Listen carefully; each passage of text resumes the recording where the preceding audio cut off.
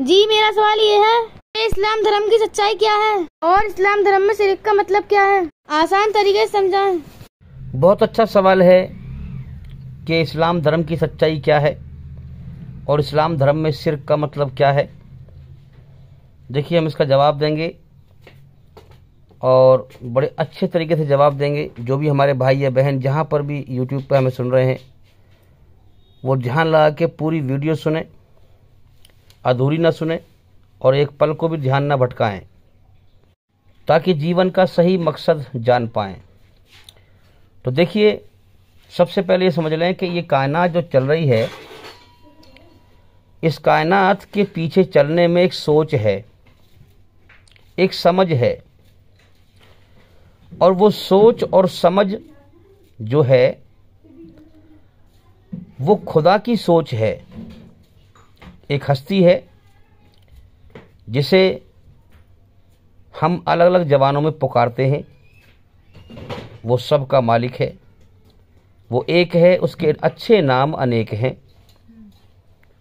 तो उसे सारे इंसान अलग अलग ज़बानों में पुकारते हैं। तो उसे सबसे बेहतरीन नाम उसका अल्लाह है। अब ये जो अल्लाह है, खुदा है, इसकी सोच और समझ को हमें समझना पड़ेगा कि इसकी सोच और समझ, इस खुदा की सोच और समझ इस कायनात को बनाने में और चलाने में क्या है, और हजारों करोड़ों इंसानों को दुनिया में भेजने की सोच क्या है, ये हमें समझनी जरूरी है पहले। अच्छा, अब इस खुदा को हम देख तो सकते नहीं है, इस खुदा को हम देख नहीं सकते इस कायनात में, ये बात पक्की है। जो दावा करता है वो झूठा है। देखिए, ज्ञान तो दुनिया में बहुत पेश कर रहे हैं, लेकिन हम हकीकत पेश करते हैं। हकीकत, सच्चाई। सच्चाई ये है कि इस कायनात में हम इन सर की आंखों से इस कायनात के असली मालिक को हम इस संसार में नहीं देख सकते, जो जिसने इस कायनात को बनाया है हकीकत में, और जो इसको चला रहा है। तो लिहाजा इस कायनात के बनने से और चलने से हम उसकी समझ और सोच को समझ सकते हैं, खुदा को देख नहीं सकते। उसकी सोच और समझ का मतलब क्या है कि उसने ये कायनात क्यों बनाई और क्यों चला रहा है। ये दो बातें हो गई। किसी भी चीज के तीन मकसद होते हैं भाई, ये समझ लें हम। एक तो वो चीज बनाई जाती है, ठीक है, फिर वो चीज चलाई जाती है, फिर जिस मकसद के लिए बनाई है उसका परिणाम निकलता है, उसका परिणाम निकलता है। तो एक तो है ये कायनात का बनना, ये कायनात बनी। लेकिन कोई भी चीज बनाने से पहले, मैं भी अगर कोई चीज बनाऊंगा भाई, तो बनाने से पहले मैं उसका पहले देखूंगा फायदा क्या है। अगर मुझे इस बात का फायदा, किसी चीज का फायदा मुझे दिखाई दे रहा है, तभी मैं उस चीज को बनाऊंगा उस फायदे के लिए। तो हम समझें कि एक तो इस कायनात का बनना खुदा ने बनाई, ठीक है, फिर इसका चलना, और फिर इसका अंजाम, इसका परिणाम निकलना। ये तीन ऑप्शन है। अब ये तीन बातें ही इस कायनात के बनने को साबित कर देंगी कि ये कायनात क्यों बनी है, क्यों चल रही है, और इसका अंजाम क्या होना चाहिए। इसके चलने का भी अंजाम है। अगर चलने का अंजाम ना हुआ तो फिर कायनात अधूरा, सिस्टम अधूरा है कायनात का। फिर अब अधूरा काम तो करना मैं भी पसंद नहीं करता भाई, तो खुदा कहां से पसंद करेगा अधूरा काम करना। खुदा पूरा कार्य करता है। अब दुनिया का बनना और इसका चलना, इसका निचोड़ निकलेगा, इसका परिणाम निकलेगा, इसका अंजाम निकलेगा। अंजाम को हर चीज पहुंचेगी, तब इस दुनिया के बनने का मकसद खत्म होगा। कोई चीज तुम्हारे सामने आई नई, है ना, अब वो चीज जो तुम्हारे सामने आई है, उसका ठीक तरह से पता लगाने के लिए कि ये चीज क्यों बनाई गई है, किस मकसद से बनाई है, उसका पता लगाने के लिए जरूरी है कि जिसने वो चीज बनाई है उसकी सोच क्या है, उसकी समझ क्या है। आपको समझना पड़ेगा, तब आप सही तरह समझेंगे कि उसने वो चीज़ किस मकसद के लिए बनाई है। तो इसी प्रकार से दुनिया हमारे सामने बनी हुई दिखाई दे रही है, बनाने वाला दिखता नहीं है। चलती हुई दिखाई दे रही है, चलाने वाला दिखता नहीं है। तो लिहाजा हमें इस कायनात के बनने और चलने से खुदा की सोच और समझ को समझना पड़ेगा, तब हकीकत हमारे हाथ में आएगी। वरना लोग कितने दुनिया में भटक रहे हैं, हमें गुमराह हैं। देखो आप, वो समझ नहीं पा रहे सच्चाई क्या है। तो जो सवाल किया गया था कि इस्लाम धर्म की सच्चाई क्या है, मैं वही पेश करूंगा, ध्यान से सुने। कोई फैक्ट्री कहीं नई खुली हो और वो किस मकसद के लिए बनी है, क्यों वो चल रही है और उसमें क्या बन रहा है, क्या उसका परिणाम निकल रहा है। मैं उस फैक्ट्री से बाहर जाकर के उस फैक्ट्री को देखूं हैं, तो मैं पता लगा ही लूँगा, अगर मैं दिल से कोशिश करूँगा कि भाई ये फैक्ट्री क्यों बनी है, क्यों चल रही है, इसका परिणाम क्या निकल रहा है, इसका अंजाम क्या निकल रहा है, क्या चीज़ इसमें इसका बनाने का मकसद क्या है, मेन वो मकसद क्या पूरा हो रहा है। इसी प्रकार से एक कायनात की फैक्ट्री है। मन के ख्यालों में इस कायनात से अलग हटके इस कायनात की फैक्ट्री को देखो, है ना। इस कायनात से अलग तो हम खुद तो हो नहीं सकते, लेकिन मन के ख्यालों में इससे अलग हटके इस कायनात की फैक्ट्री को देखो। इसमें चल क्या रहा है, इसमें हो क्या रहा है। ये हर रोज आप देखें, कोई मोटरसाइकिल की फैक्ट्री हो या कार की फैक्ट्री हो, वहाँ पर जो है कार के अलग अलग पार्ट्स बनते हैं, बॉडी के पार्ट्स अलग से बनते हैं, इंजन के पार्ट्स अलग से बनते हैं, इंजन के तार कितने सारे होते हैं, कितने सारे पार्ट बनते हैं। आप जब गौर करेंगे, गाड़ी में कितनी सारी चीज़ें लगी हुई होती है, छोटे छोटे तार भी लगे हुए होते हैं, बारीक बारीक तार भी लगे हुए होते हैं इंजन में, हैं। और फिर तब जाके वो गाड़ी बनती है और फिर उस पर ऊपर से बॉडी वगैरह लगा करके तब वो चलती है रोड पर। इसी तरह से देखें, जिसकी ये फैक्ट्री है उसकी सोच क्या है। कितनी सारी मादाओं के पेट में इंसानों के पार्ट्स बना रहा है। किसी की आंख बना रहा है, आंख का पार्ट बना रहा है, कान बना रहा है, हाथ बना रहा है, पैर बना रहा है, दिमाग बना रहा है, दिमाग के अंदर बारीक बारीक नसें बना रहा है। पेट के अंदर हजम करने के लिए आप देखें कितनी सारी नसें हैं पेट के अंदर, हमारे अंदर दिल, अंदर से दिल बनाया हमारा है। ये मैं वो हक्कानियत पेश कर रहा हूं जो थोड़ी सी भी अकल लगता है इस बात को झुठला नहीं सकता। भाई इंसान को माँ के पेट में बनाया गया, नहीं बनाया गया, उसके पार्ट्स बनाए गए, आंख, नाक, कान, हाथ, पैर, कितनी बारीक बारीक नसें हैं दिमाग के अंदर मेरे भाइयों। हाँ, अब हमारे अंदर है, हम अपने अंदर नहीं देख सकते, तो अब हमारे अंदर का सिस्टम बनाया पहले उसने, और फिर जैसे कार के अंदर का सिस्टम बनता है, फिर उसकी बॉडी बनती है, उसका जो है रंग रोगन, उसे छुपाने के लिए जो उसका कबाड़ अंदर से दिखाई दे रहा है उसे छुपाने के लिए बेहतरीन चमका देते हैं उसको बॉडी बना करके। इसी प्रकार से अल्लाह ने फिर ऊपर से हमारे ऊपर खाल चढ़ाई और खाल को फिर रंग दिए और खूबसूरती दी, तब जाकर धरती पर इंसान चलता फिरता अच्छा लगता है। अगर इसकी खाल निकाल दें और अंदर का जो इसका सिस्टम है वो दिखाई देने लगे तो लोग भागेंगे, इससे घिन करेंगे। नई कार की, आप बिल्कुल नई कार की बॉडी ऊपर से जो चमक धमक है उसकी बॉडी निकाल दें तो जो उसका अंदर का जो कबाड़ है वो दिखाई देगा, तो लोग क्या कहेंगे, कबाड़ है ये तो। अब एक तो हो गई कार जो दिख रही है, और एक हो गया उसके अंदर करंट जो पेट्रोल से बनता है। अब कार में अगर पेट्रोल ना गिरो, जिससे करंट बनता है, जिससे चलती है, तो वो कार खड़ी रहेगी, चलेगी नहीं। कोई पूछेगा भाई कार क्यों नहीं चल रही, भाई चलाओ इसको, कि भैया पेट्रोल नहीं है, पेट्रोल खत्म हो गया है। अब कार में अगर पेट्रोल पड़ जाएगा तो कार चलेगी, और जो उसके अंदर जो रचना रची है बनाने वाले ने, ब्रेक है, गियर है, रेस है ना, कितनी सारी चीजें हैं, वो सब काम करेंगी, है ना। और जब पेट्रोल ही नहीं होगा, चलेगी नहीं, तो कहां से काम करेगी भाई, है ना, कोई चीज उसमें काम नहीं करेगी फिर। इसी प्रकार से हम समझें कि हमारे अंदर भी दो चीज हैं, एक तो हमारा ये शरीर है जो मिट्टी से बना है, और एक है आत्मा का करंट, रूह का करंट। जो हम कर्म दुनिया में कर रहे हैं शरीर के द्वारा, जब ये रूह निकल जाएगी तो फिर ये कर्म हमारे करने हम बंद कर देते हैं। शरीर के अंदर से आत्मा निकलने के बाद शरीर का खोल रह गया। अब उससे तुम कितने ही कहते रहो भाई फला काम कर ले, अरे भाई फला काम कर ले, अब करंट ही नहीं है उसके अंदर, वो काम कहाँ से करे। गाड़ी से कहो भाई चल, अब तू चला के चल, पेट्रोल ही नहीं है उसके अंदर, चला ही कहाँ से वो। अब मैं अपनी इस बात को यहीं रोकता हूँ और मैं अब शुरुआत करता हूँ जहाँ से इंसान की ज़िंदगी की शुरुआत हुई है।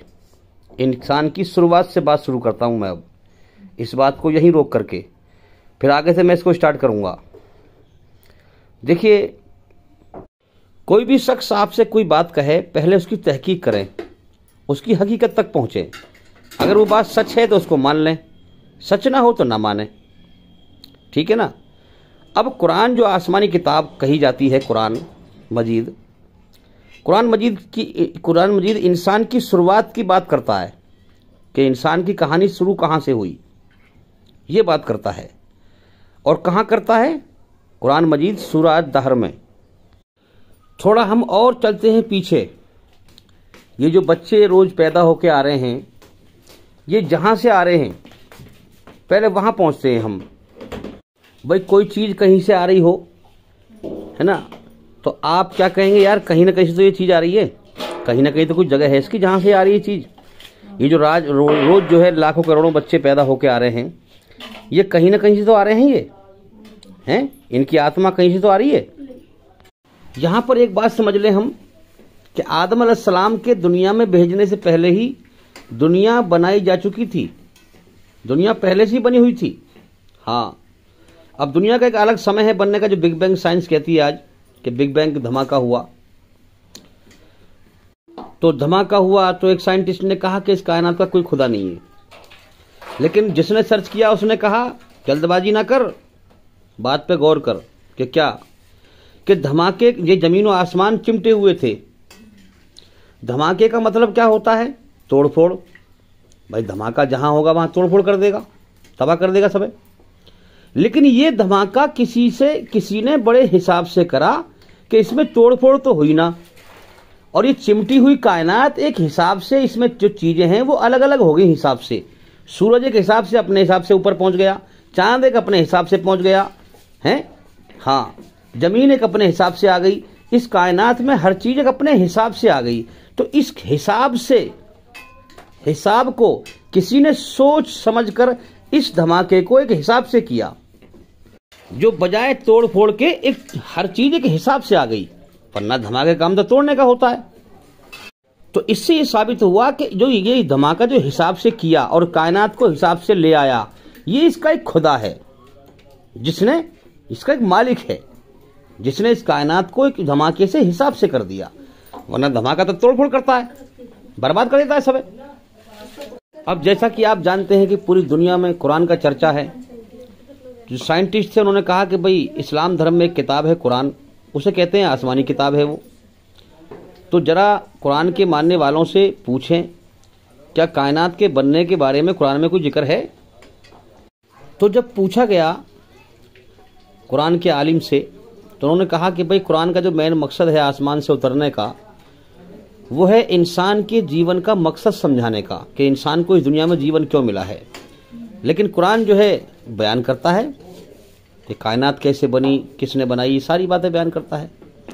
तो उन्होंने कहा कि भाई इसके बारे में जिक्र है, हमने जो है सर्च किया है, बिग बैंग धमाका हुआ है, ये जमीन और आसमान पहले चिमटे हुए थे हैं, और फिर ये धमाका हुआ, फिर ये अलग अलग हो गए और हिसाब से अलग अलग हो गए।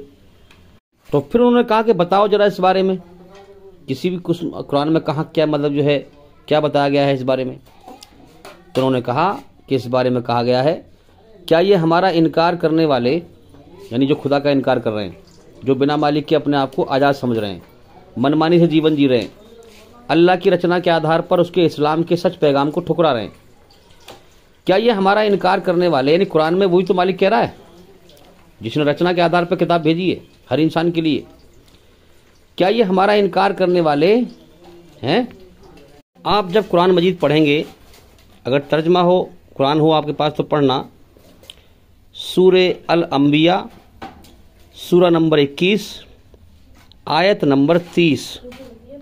इसमें संसार का सच्चा मालिक इस दुनिया के बनने के बारे में क्या कहता है। क्या ये इनकार करने वालों ने विचार नहीं किया, सोचो विचार नहीं करते कि आसमान और ज़मीन दोनों बंद थे, फिर हमने उन्हें खोल दिया। यानी कि जब अल्लाह ने बनाए थे तो चिमटे हुए थे, बंद थे, है ना। उसके बाद जो साइंस ने जो प्रूव किया है, बिग बैंग धमाका हुआ, उसी के बारे में अल्लाह कह रहा है हमने इनको खोल दिया, यानी हुक्म दिया और हमने धमाका किया और खोल दिया। अब आप मुझे बताओ, साइंस ने आज ये बात प्रूव की है 30-40 साल पहले, हैं, लेकिन कुरान में 1450 साल पहले ही ये बात कह दी गई। तो क्या ये बात गवाही नहीं है कि कुरान सच्ची किताब है, आसमानी किताब है? तो हमने इनको खोल दिया और हमने पानी से हर जानदार चीज़ को बनाया, क्या फिर भी वे ईमान नहीं लाते? तो मेरे भाइयों, कुरान से और साइंस से एक बात साबित हुई कि ये कायनात हमेशा से बनी हुई चली हुई नहीं आ रही है, हमेशा से चलती हुई नहीं आ रही है। इसकी शुरुआत हुई है कायनात की बनने की और चलने की। जब शुरुआत हुई है तो जिस चीज़ का शुरू हुआ है उसका अंत भी होना है, तो लिहाजा इसका अंत भी होगा। इसी को कुरान कहता है कि जब इसका अंत होगा तो क़यामत आएगी। तो ये था जिक्र बिग बैंग का, यानी दुनिया की शुरुआत का। ठीक है, अब दुनिया बनने से पहले की बात करूंगा मैं, जो कुरान बयान करता है। देखो ना, ये दुनिया चल रही थी जब हम इसमें आए। अभी कितने दिन हुए हमें दुनिया में? 50-60 साल की ज़िंदगी है। हम दुनिया का सिस्टम सारा समझ भी ना पाएंगे और मर के चले जाएंगे यहाँ से। तो अब हमें गौर करना चाहिए, जो आसमानी किताब है उससे हमें मालूम पड़ता है कि दुनिया में पहले क्या क्या था। अब अल्लाह एक ऐसी हस्ती है जो हमेशा से है और हमेशा रहेगी, हैं। उससे बड़ा कोई नहीं, उस जैसा कोई नहीं, उसके मुकाबले कोई नहीं, किसी के सामने कमज़ोर नहीं, है ना। उसे किसी के सहारे की ज़रूरत नहीं, सबको उसके सहारे की ज़रूरत है। किसी भी काम को करने के लिए उसे किसी की ज़रूरत नहीं है। अब वो जो भी चीज़ पैदा करता है अपनी इबादत के लिए, अपनी भक्ति के लिए, हैं, क्योंकि उससे बड़ा कोई नहीं, वो किसी के सामने मजबूर नहीं, बेबस नहीं, लाचार नहीं, सब उसके सामने बेबस है, लाचार है, उससे बड़ा कोई नहीं भाई। तो पहले फरिश्ते थे, अल्लाह की इबादत किया करते थे, कुरान से मालूम पड़ता है हमें। और फिर अल्लाह ने जो है जिन्नात, एक मखलूक है, उसको पैदा किया है अपनी इबादत के लिए। जिन्नात हम इंसानों से पहले इस धरती पर आबाद थे। आदम अलैहिस्सलाम के बनने से पहले इस धरती पर रहते थे जिन्नात। मगर जब उन्होंने खून खराबा फैलाया, कत्ल गारत फैलाई, जैसे आज इंसान फैला रहे हैं आपस में, तो फिर अल्लाह ने फरिश्तों की भीड़ भेजी एक इस धरती पे। फरिश्तों ने उनमें मार मारी हैं, और जो जिन्नात थे भाग गए वीराने में। आज भी तुम्हें ज़्यादातर जिन्नात वीराने में मिलेंगे, पहाड़ी एरिया में, वीराने में, जहाँ कोई पहुँच ना सके। ज़्यादातर उनका बसेरा वहीं रहता है। अब अल्लाह ताला ने एक नई मखलूक के बारे में सोचा। देखो ना, आदम का नामो निशान भी नहीं था, एक नई मखलूक के बारे में सोचा। देखो, सोचने की बात जो मैं कह रहा हूँ ना, मैं ये मैं तुम्हारी अकल को समझाने के लिए कह रहा हूँ। अल्लाह ताला सोचने से भी परे है, हम उसको समझ नहीं सकते बारीकी से। ये तो हम अपनी अकल को समझाने के लिए ये बातें कह रहे हैं हम, ताकि हम सच को समझें और हकीकत तक पहुँचें। अब नई मखलूक आदम का पुतला बनाया गया, है ना, खनखनाती हुई मिट्टी से पुतला बनाया गया। वो पुतला पड़ा रहा और इसका जिक्र है फिर आगे जो है। फिर बनाने के बाद में आदम अलैहिस्सलाम के अंदर रूह फूंकी, अल्लाह ने आत्मा को फूंका। रूह क्या है? अल्लाह का एक हुक्म है। समझ में आ रही है बात? हमारी जो मैं जो हूँ ना, मैं, अल्लाह ताला मुझे एक हुक्म से पैदा कर देता है, अब मुझ जैसे करोड़ों रूहों को पैदा कर देता है। तो रूह फूंक दी और फिर जो है सारे फरिश्तों से कहा कि आदम का सम्मान करो। सारे फरिश्तों ने सम्मान किया, इब्लीस ने सम्मान न किया। ये जिन्नों में से था, अल्लाह की बड़ी इबादत करता, मगर इसने अल्लाह की वहाँ नाफरमानी की, अल्लाह के यहाँ मरदूद हो गया। अब इससे आगे जो है हम देखें इंसानों की शुरुआत कहाँ से हुई। आदम को पैदा किया गया, फिर आदम की पीठ से, ये कुरान मजीद बता रहा है भाई हमें, समझे। मैं अपने पेट से नहीं बना रहा इन बातों को। अब आसमानों पर एक बहुत बड़ी जगह है, आलम का मतलब दुनिया है, आलम अरवा नाम है उसका। एक बहुत बड़ी दुनिया है जहां पर आदम अलैहिस्सलाम की पीठ से इस दुनिया में कितने इंसान अल्लाह को भेजने हैं, पहले इंसान से लेकर आदम अलैहिस्सलाम से लेकर और क़यामत दुनिया के ख़त्म होने तक, आखिरी इंसान तक सारी रूहें अल्लाह ने आदम अलैहिस्सलाम की पीठ से पैदा कर दी वहाँ पर। अब तुम लगा लो, अब इस वक्त धरती पे कितनी भीड़ है इंसानों की, और कितने मर गए और कितने भी क़यामत तक आएंगे। ये सारे इंसान वहाँ, सारे इंसानों की रूहें वहाँ पैदा कर दी थी अल्लाह ने, ठीक है ना। अब वहाँ गिरोह के गिरोह, बहुत बड़ी भीड़, कितनी बड़ी भीड़ होगी भाई, सब वहाँ पर पैदा कर दी थी और सबको जमा कर दिया था अल्लाह ने। जैसे वहाँ जमा किया, ऐसी क़यामत के मैदान में भी जमा करेगा और सबको बदला देगा। सुन ले काल खोल के हम हकीकत को, कि वहाँ सबको जमा करके और फिर पढ़ाया, पढ़ाई कराई। कुरान में जिक्र है इसका भी कि हमने सबसे इकरार कराया, अलस्तु बि रब्बिकुम कालू बला। अच्छा एक बात और याद रखें, वहाँ पर कोई ना, वहाँ पे हमारा शरीर था, ये जो इस वक्त शरीर के साथ बैठे हैं ना हम दुनिया में, ये शरीर नहीं था वहाँ पर सिर्फ आत्मा थी, रूह थी बस खाली। और यहाँ पर तो हम रिश्ते नातों में बंधे हुए, बाप बेटा पोता परपोता, वहाँ कोई रिश्ता नाता नहीं था। समझ में आ रही है बात? हाँ, वहाँ सब अल्लाह के पैदा किए हुए इंसान, अल्लाह के बंदे, कोई किसी का बाप नहीं, बेटा नहीं, भाई नहीं, बहन नहीं, कुछ नहीं।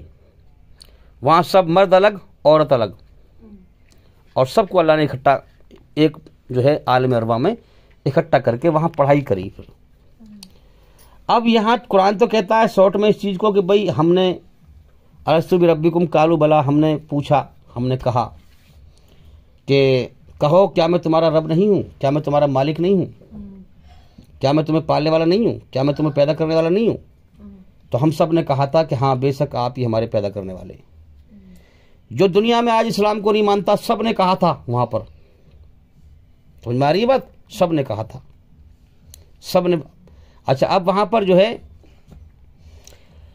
पढ़ाई क्या कराई थी भाई। अच्छा एक बात और है,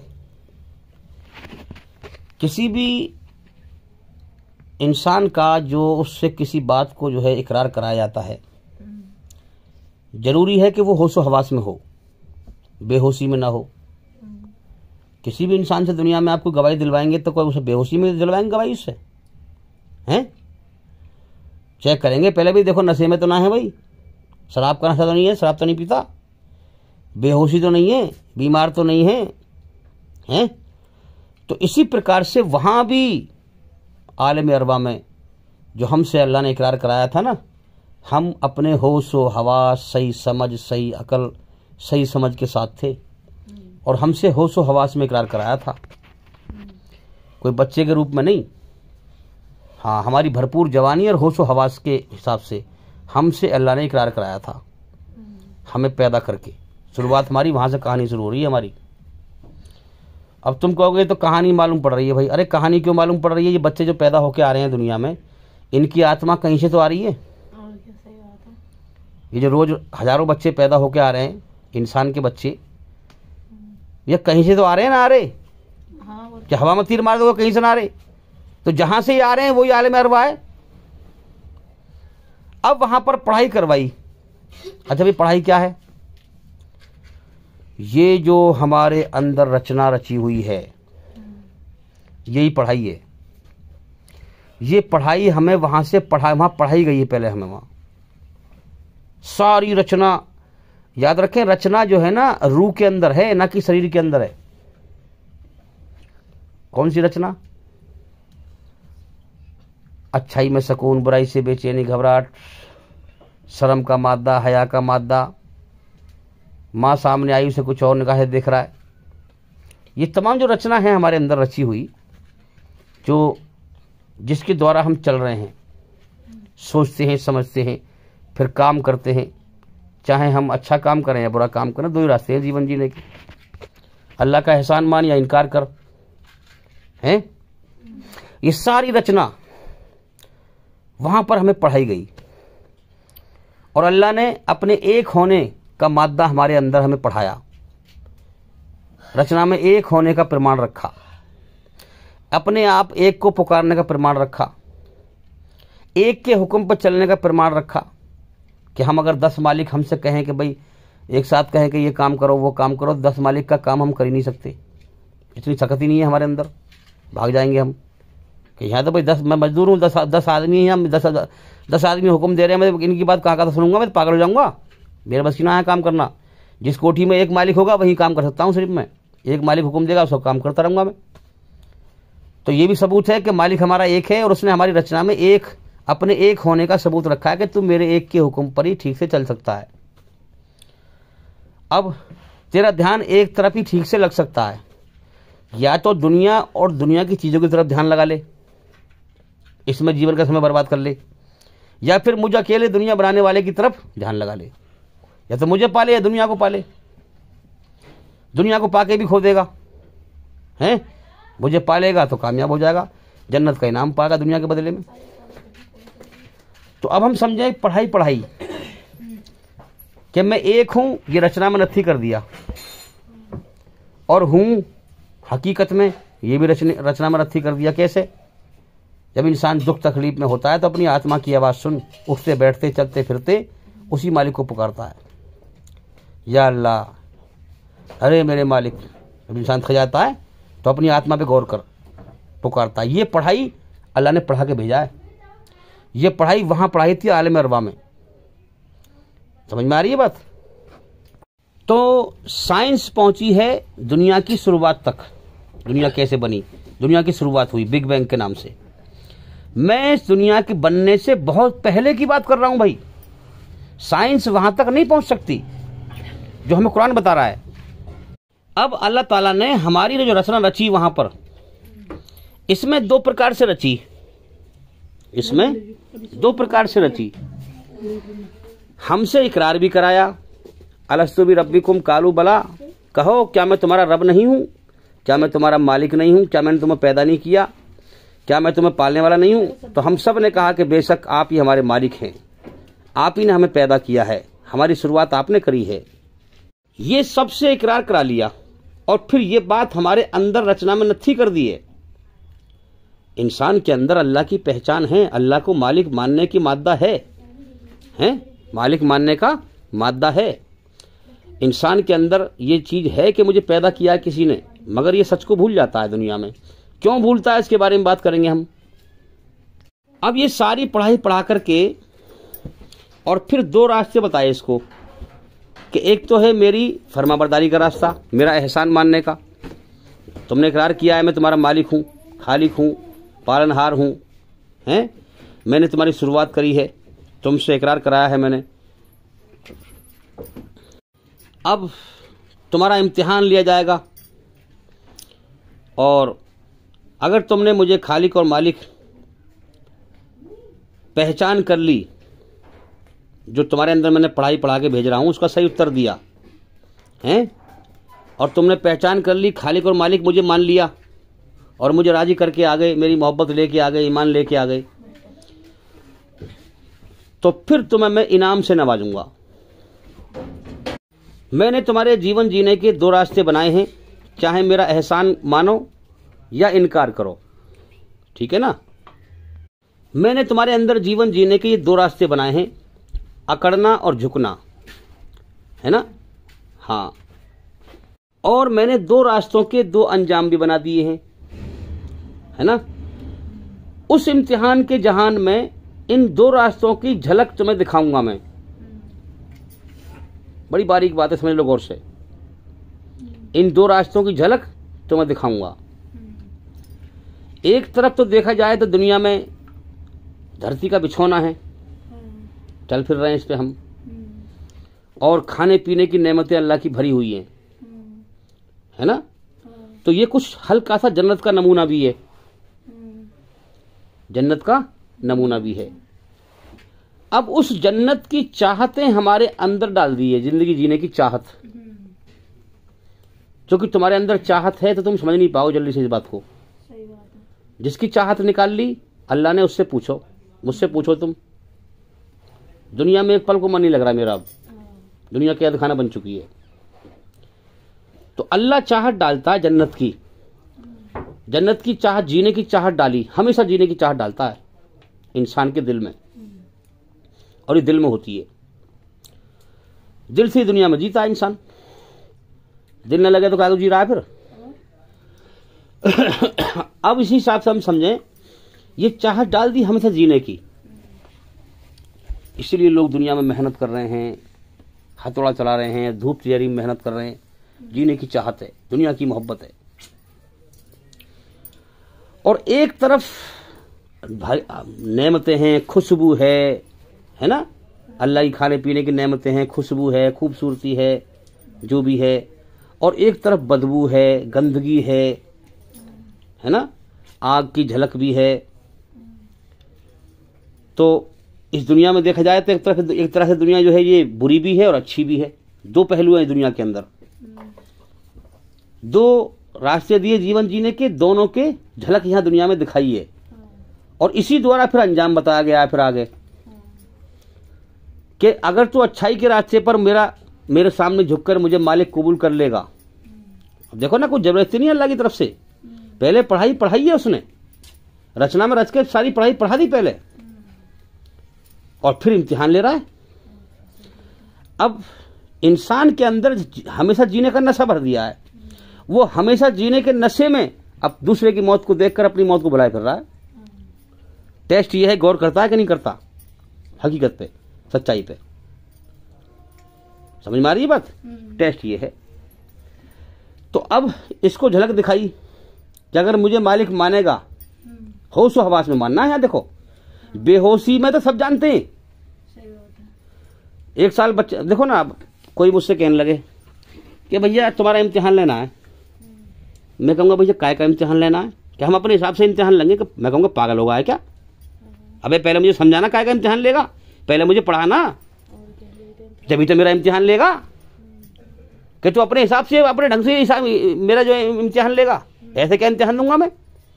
तो अल्लाह ने भी जुल्म नहीं किया। ऐसा नहीं कि पढ़ाई ने पढ़ाई हो उसने और तुम्हारा खामखा ऐसे इम्तिहान ले रहा हो। जिंदगी के संकेत, मेरा एहसान मान या इनकार कर, ये दोनों रचना में रच के भेजता है, माँ के पेट से निकालता है बाहर दुनिया में। अब इंसान पर हमेशा जीने का नशा है ना।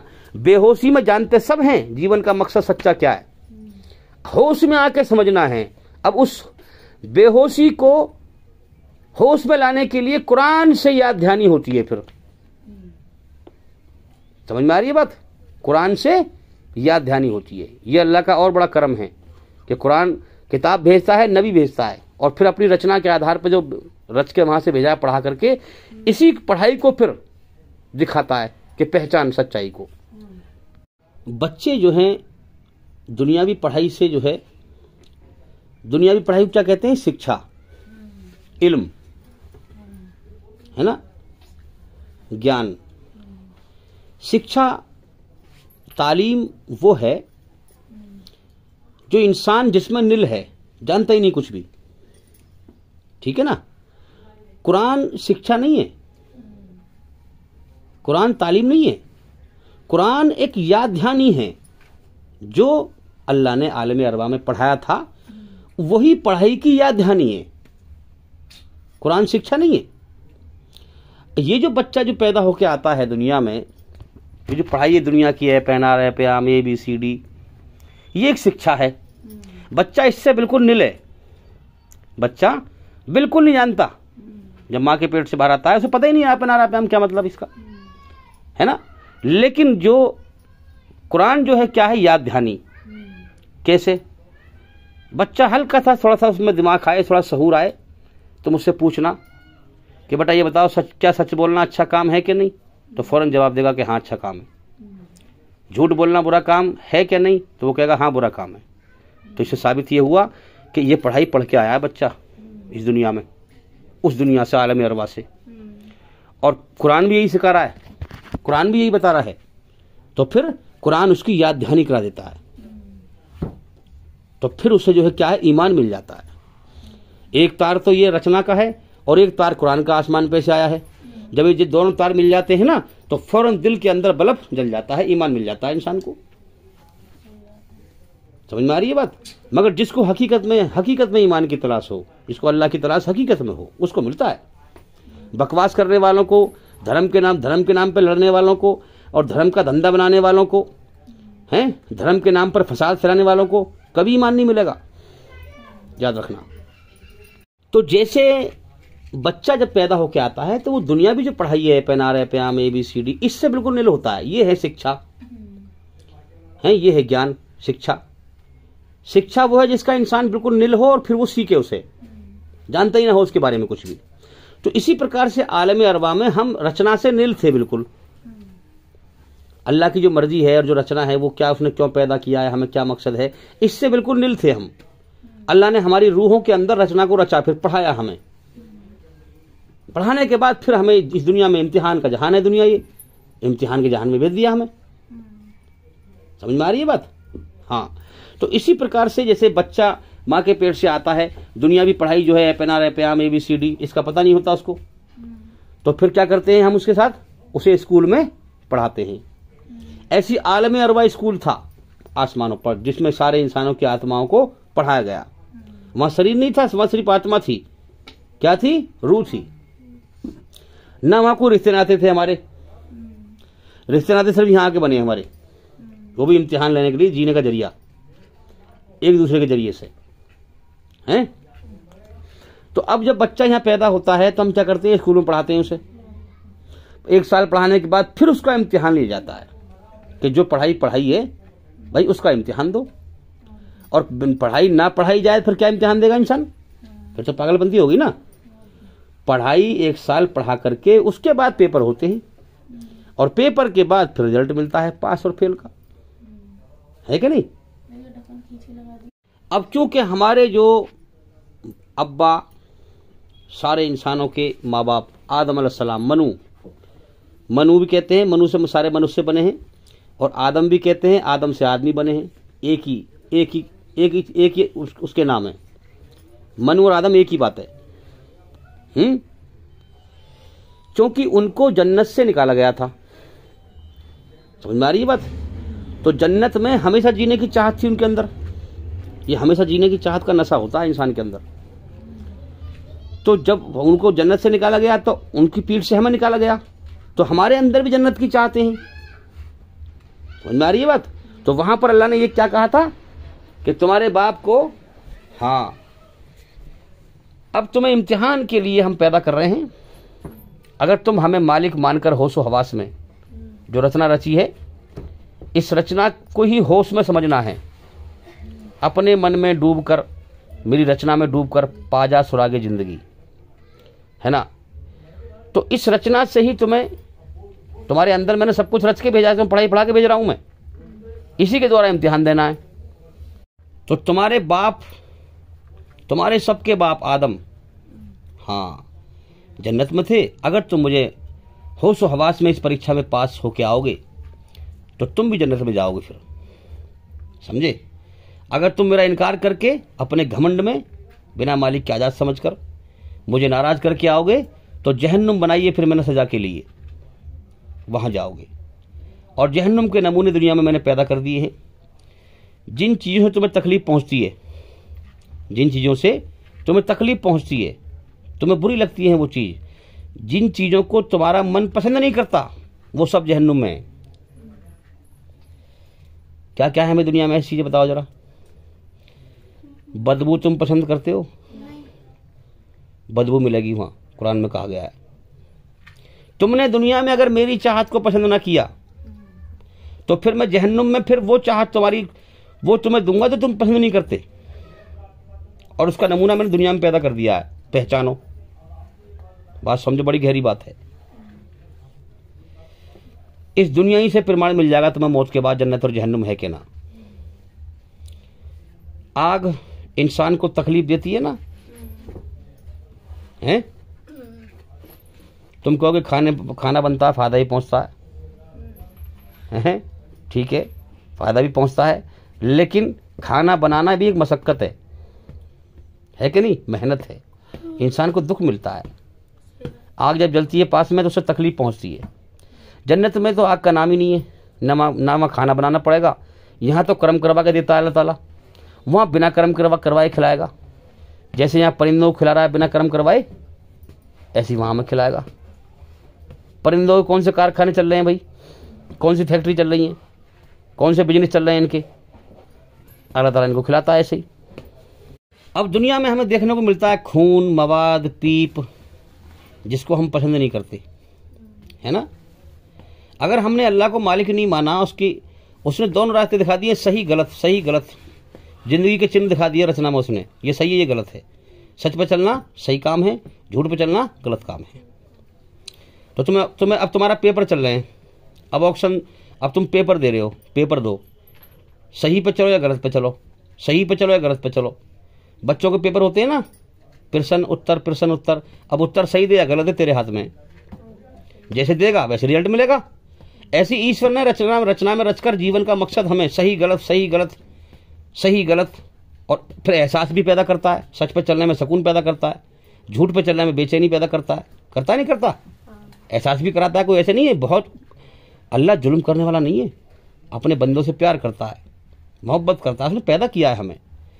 अब वो इम्तिहान ले रहा है, हमें दिखता नहीं है, इस दुनिया में भेज दिया है हमें, सूरज निकाल रहा है रोज कर्म करने के लिए, लाखों इंसानों को रोज पैदा करता है, रचना को रच के भेजता है और हमें दिखा दिया रास्ता। फिर एहसास पैदा करता है हमारे अंदर, गुनाह करने पे बेचैन करता है हमें, रुक जा इससे, ये गलत रास्ता है, इसका अंजाम बुरा होगा मौत के बाद, दिखाता है हमें। इम्तिहान ले रहा है ना, इसलिए दिखता नहीं है, चुपचाप चल रही है कायनात, सब देख रहा है ऊपर से कौन क्या कर रहा है, सारे कर्म नोट करवा रहा है। कुरान कह रहा है कि हम कर्म नोट करवा रहे हैं, आसमान में कंप्यूटर चल रहा है, और एक आध रिकॉर्ड थोड़ी अल्लाह के पास, बेहिसाब रिकॉर्ड है। हाँ, जब अल्लाह फैसला करेगा तो कोई अल्लाह को जालिम कह नहीं सकता कि तूने अगर मेरी पसंद। अच्छा देखो ना, दो रास्ते बनाए जिंदगी के, बड़ी गहरी बात है, अच्छाई पर चल या बुराई पर चल, अच्छाई सही और बुराई गलत, ठीक है। दो रास्तों के दो अंजाम रखे मौत के बाद, अच्छाई का अंजाम जन्नत, बुराई का अंजाम जहन्नुम।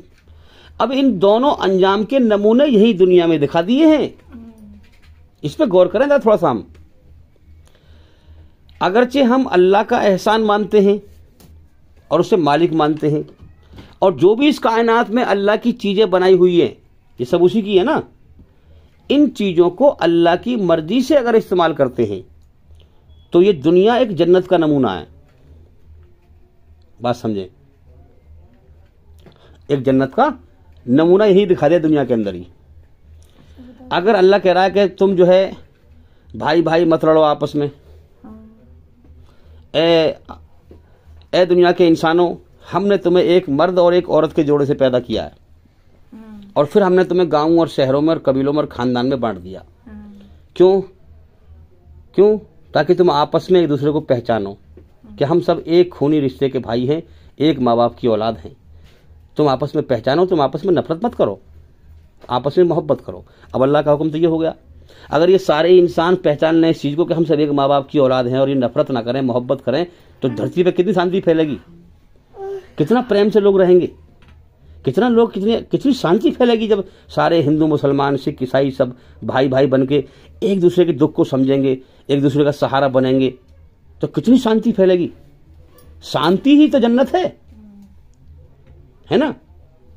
और फिर सब एक खुदा की इबादत करेंगे, एक मालिक को पहचान करके उसी के हुक्म पर चलेंगे, फसाद ना फैलाएंगे, अल्लाह के सिवा किसी और की इबादत ना करेंगे, अल्लाह के सिवा किसी और के आगे हाथ ना फैलाएंगे, अल्लाह के सिवा किसी और के आगे सर ना झुकाएंगे, सब एक रहेंगे, तो सब में प्यार मोहब्बत फैलेगा, और जो अल्लाह की रोजी है सब अल्लाह के हुक्म से इस्तेमाल करेंगे, फिर तो दुनिया जन्नत का नमूना बन जाएगी।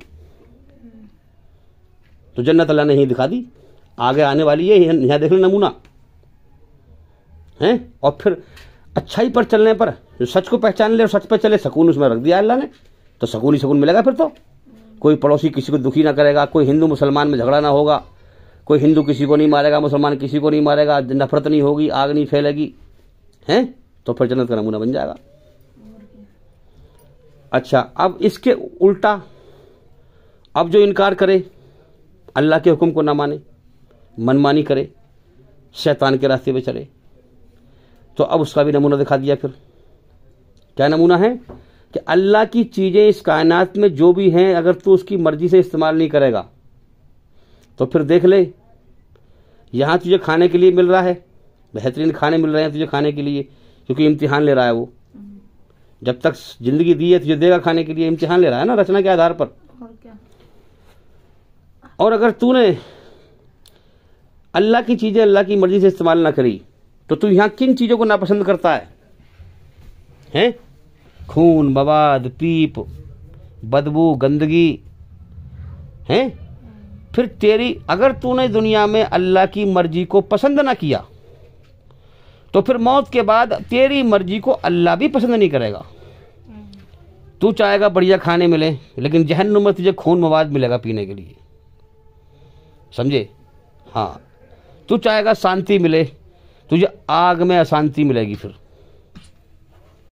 अब हम समझें कि आलम अरवा में वहां पर सबकी रूहें थी, आत्माएं थी, और वहां पर कोई अमीर गरीब का तो मतलब ही ना है भाई। वहां पर तो कोई, ये दुनिया का सिस्टम है, इम्तिहान लेने का जहान के अंदर है, तो अमीरी गरीबी, ताकतवर कमजोर, वहां पर सब आत्माएं एक सी थी, हैं? वहां पर सब आत्माएं एक सी थी। ये तो दुनिया में इम्तिहान का जहान है। किसी को गरीब पैदा कर दिया इसलिए कि देखे भला गरीबी मुझे कितना याद करता है, कितनी मेरी भक्ति करता है। किसी को अमीर बना दिया कि अमीरी में कितना जुल्म करता है और कितना डरता है मुझसे, जुल्म से बचता है कि नहीं, मेरी भक्ति करता है कि नहीं, है ना। ये सब दुनिया में सिस्टम बना दिया अमीरी गरीबी का। और अल्लाह का बड़ा हिसाब है भाई, गरीब इसलिए बनाए ताकि अमीरों के यहाँ काम करे, उसका भी जरिया बने, उससे भी कर्म करवाऊँ। सब अगर अमीरी होते तो कौन किसी के यहाँ काम करता? फिर कर्म कैसे करवाता अल्लाह ताला? अल्लाह को कर्म करवाने हैं, इम्तिहान लेना है रचना के आधार पर। अगर सारे ही अमीर बन जाएंगे फिर कौन जा रहा है किसी का काम करने के लिए? हैं? तो गरीब भी बनाए, अमीर भी बनाए, ताकि एक दूसरे का काम करने का जरिया बनाया। ये दुनिया किस सिस्टम के तहत चल रही है? पैसा है, पैसा कहाँ छप रहा है, किस तरह से फिर पैसा फैल रहा है, कैसे लोग कर्म कर रहे हैं। भाई मैंने बड़ा दिमाग लगाया इस पे मैंने, लेकिन मैं थक गया। अल्लाह को ही पता है वो दुनिया कैसे चला रहा है भाई। बस वो उसने बस ये एक कर्म करवा रहा है सबसे, बस दबा दब रोज सूरज निकालता है, रोज दिन निकाल देता है। अब लाखों करोड़ों इंसानों के लिए एक दिन काफी है कर्म करने के लिए। जाओ जल्दी कर्म करो, जीवन का समय पूरा करो। तो उसने सब सिस्टम बस इतना समझाऊं मैं कि कर्म करवाने के लिए ये दुनिया चला रखी है। कैसे चला रखी है ये मैं आज तक नहीं समझ पाया। क्या क्या हो रहा है इस दुनिया में, पैसा कहाँ छप रहा है, कौन मंत्री बनना है, किसका क्या काम है, कौन क्या कर रहा है, कौन क्या कर रहा है, कौन क्या कर रहा है, मैं नहीं समझ पाया भाई। तो अब हम समझें इस चीज को कि अल्लाह ने दो नमूने दिखा दिए। एहसान मानेगा तो जन्नत शांति की जगह है। तू मेरी नेमतें यहां देख रहा है, खा रहा है, पी रहा है ना, इससे बेहतरीन नेमतें जन्नत में हैं और वहां शांति नहीं है, हैं? शांति है। सच में यहां शांति पैदा करता हूं तो सच का रास्ता मेरा है। तो सच ये है कि मैं तेरा मालिक हूं, मुझे मालिक मान ले, मैं तुझे पाल रहा हूं, पहचान ले। पढ़ा के तुझे मैंने पहले ही भेजा है, सब है तेरी रचना में। मैं तुझसे क्या चाहता हूं, दो रास्ते मैंने कैसे बनाए तेरे अंदर, सब है तेरी रचना में, सब है। जन्नत का नशा भर दिया है हमेशा जीने का, है ना। तो जानता सब है तू बेहोशी में, कहते ना गफलत है, जानता सब है। बस इसको होश में आके समझ, मेरी पहचान कर, और होश में तू आ गया तुझे ईमान मिल जाएगा और तू मेरी जन्नत का हकदार बन जाएगा। और ना आया होश में तो फिर तूने मेरी मर्जी दुनिया में पसंद ना की तो तेरी मर्जी मौत के बाद मैं पसंद नहीं करूंगा। फिर जो तुझे पसंद नहीं है फिर मैं तुझे वो चीज दूंगा। फिर जन्नत का, जहन्नुम का कैद खाना, उसमें जो है खाने की चीजें ऐसी होंगी जो तुझे पसंद नहीं है। इसीलिए तो पैदा किए, खून मवाद पीप, हर चीज का एक मकसद है अल्लाह का पैदा करने का। याद रखें, एक चीज भी बेकार पैदा ना करी अल्लाह ने दुनिया में, एक चीज भी बेकार पैदा ना करी। जिसने अपने अंदर ईश्वरी रचना को बेकार समझा और इसके अलावा कहीं और धर्म पे भागता रहा वो गुमराह होकर मरेगा और मौत के बाद तबाह हो जाएगा। जो रचना से हटके चलेगा वो गुमराह होकर मरेगा, याद रखना। तो इसलिए इस दुनिया में अल्लाह ने एक चीज भी बेकार पैदा नहीं करी। और इंसान गौर करे तो हर चीज का मकसद और मतलब है। कुरान में क्यों कहा गया कि इनका खाना खून मवाद पीप होगा जहन्नुम में? दुनिया में दिखा दिया ना, जभी तो कह रहा है। अबे दिखाते ना, फिर अब कहता तो हम समझ ही ना पाते। खून मवाद पीप क्या होता है भाई? समझो बात को, बड़ी गहरी बात है। कोई चीज तुम्हें दिखाई ना जाए और फिर तुमसे कहा जाए तो हमें क्या पता कौन चीज क्या है भाई? पहले दिखा रहा है, फिर आगे फिर उसको उसका परिणाम दिखाएगा। तो पहले वहां पर पढ़ाई और फिर इस दुनिया में हमें वो तरतीब से भेज रहा है। फिर ये रिश्ते नाते माँ बाप के ये दुनिया में बन रहे हैं हमारे, समझे? ये जरिया बना दिया है अल्लाह ने संभोग का, हम स्त्री का। और फिर इसके जरिए से जो है एक दूसरे के माँ बाप औलाद, इस तरह से ये जरिया बना दिया है। और ये जो रिश्ते नाते हैं धोखा है, सिर्फ इम्तिहान के लिए बनाए हैं रिश्ते नाते। इंसान इन्हीं को सब कुछ समझ बैठता है। तो ये सिर्फ इम्तिहान के लिए बनाए हैं। क्या सबूत है कि जब मौत दे के उठाता है सब कुछ छुड़वा देता है? ये सबूत है। अगर ये रिश्ते नाते हमेशा के लिए बनाए होते हैं तो फिर क्यों हमें बिछड़ता? हम बिछड़ते नहीं, फिर भाई बहन माँ बाप आपस में बिछड़ते नहीं फिर हम। ये सबूत है कि ये रिश्ते नाते सिर्फ इम्तिहान के लिए बनाए हैं। तो इसलिए हमें मौत देकर उठा लेता है और हमें आपस में एक दूसरे को बिछाड़ देता है, हम बिछड़ जाते हैं। समझ में आ रही है बात कि नहीं? अब अल्लाह ने फरमाया कि मैंने सारा जहान बनाया तेरे लिए इंसान, और तुझे बनाया अपने लिए। समझ में आ रही है बात? अपने लिए मतलब अल्लाह हमसे क्या मांग रहा है?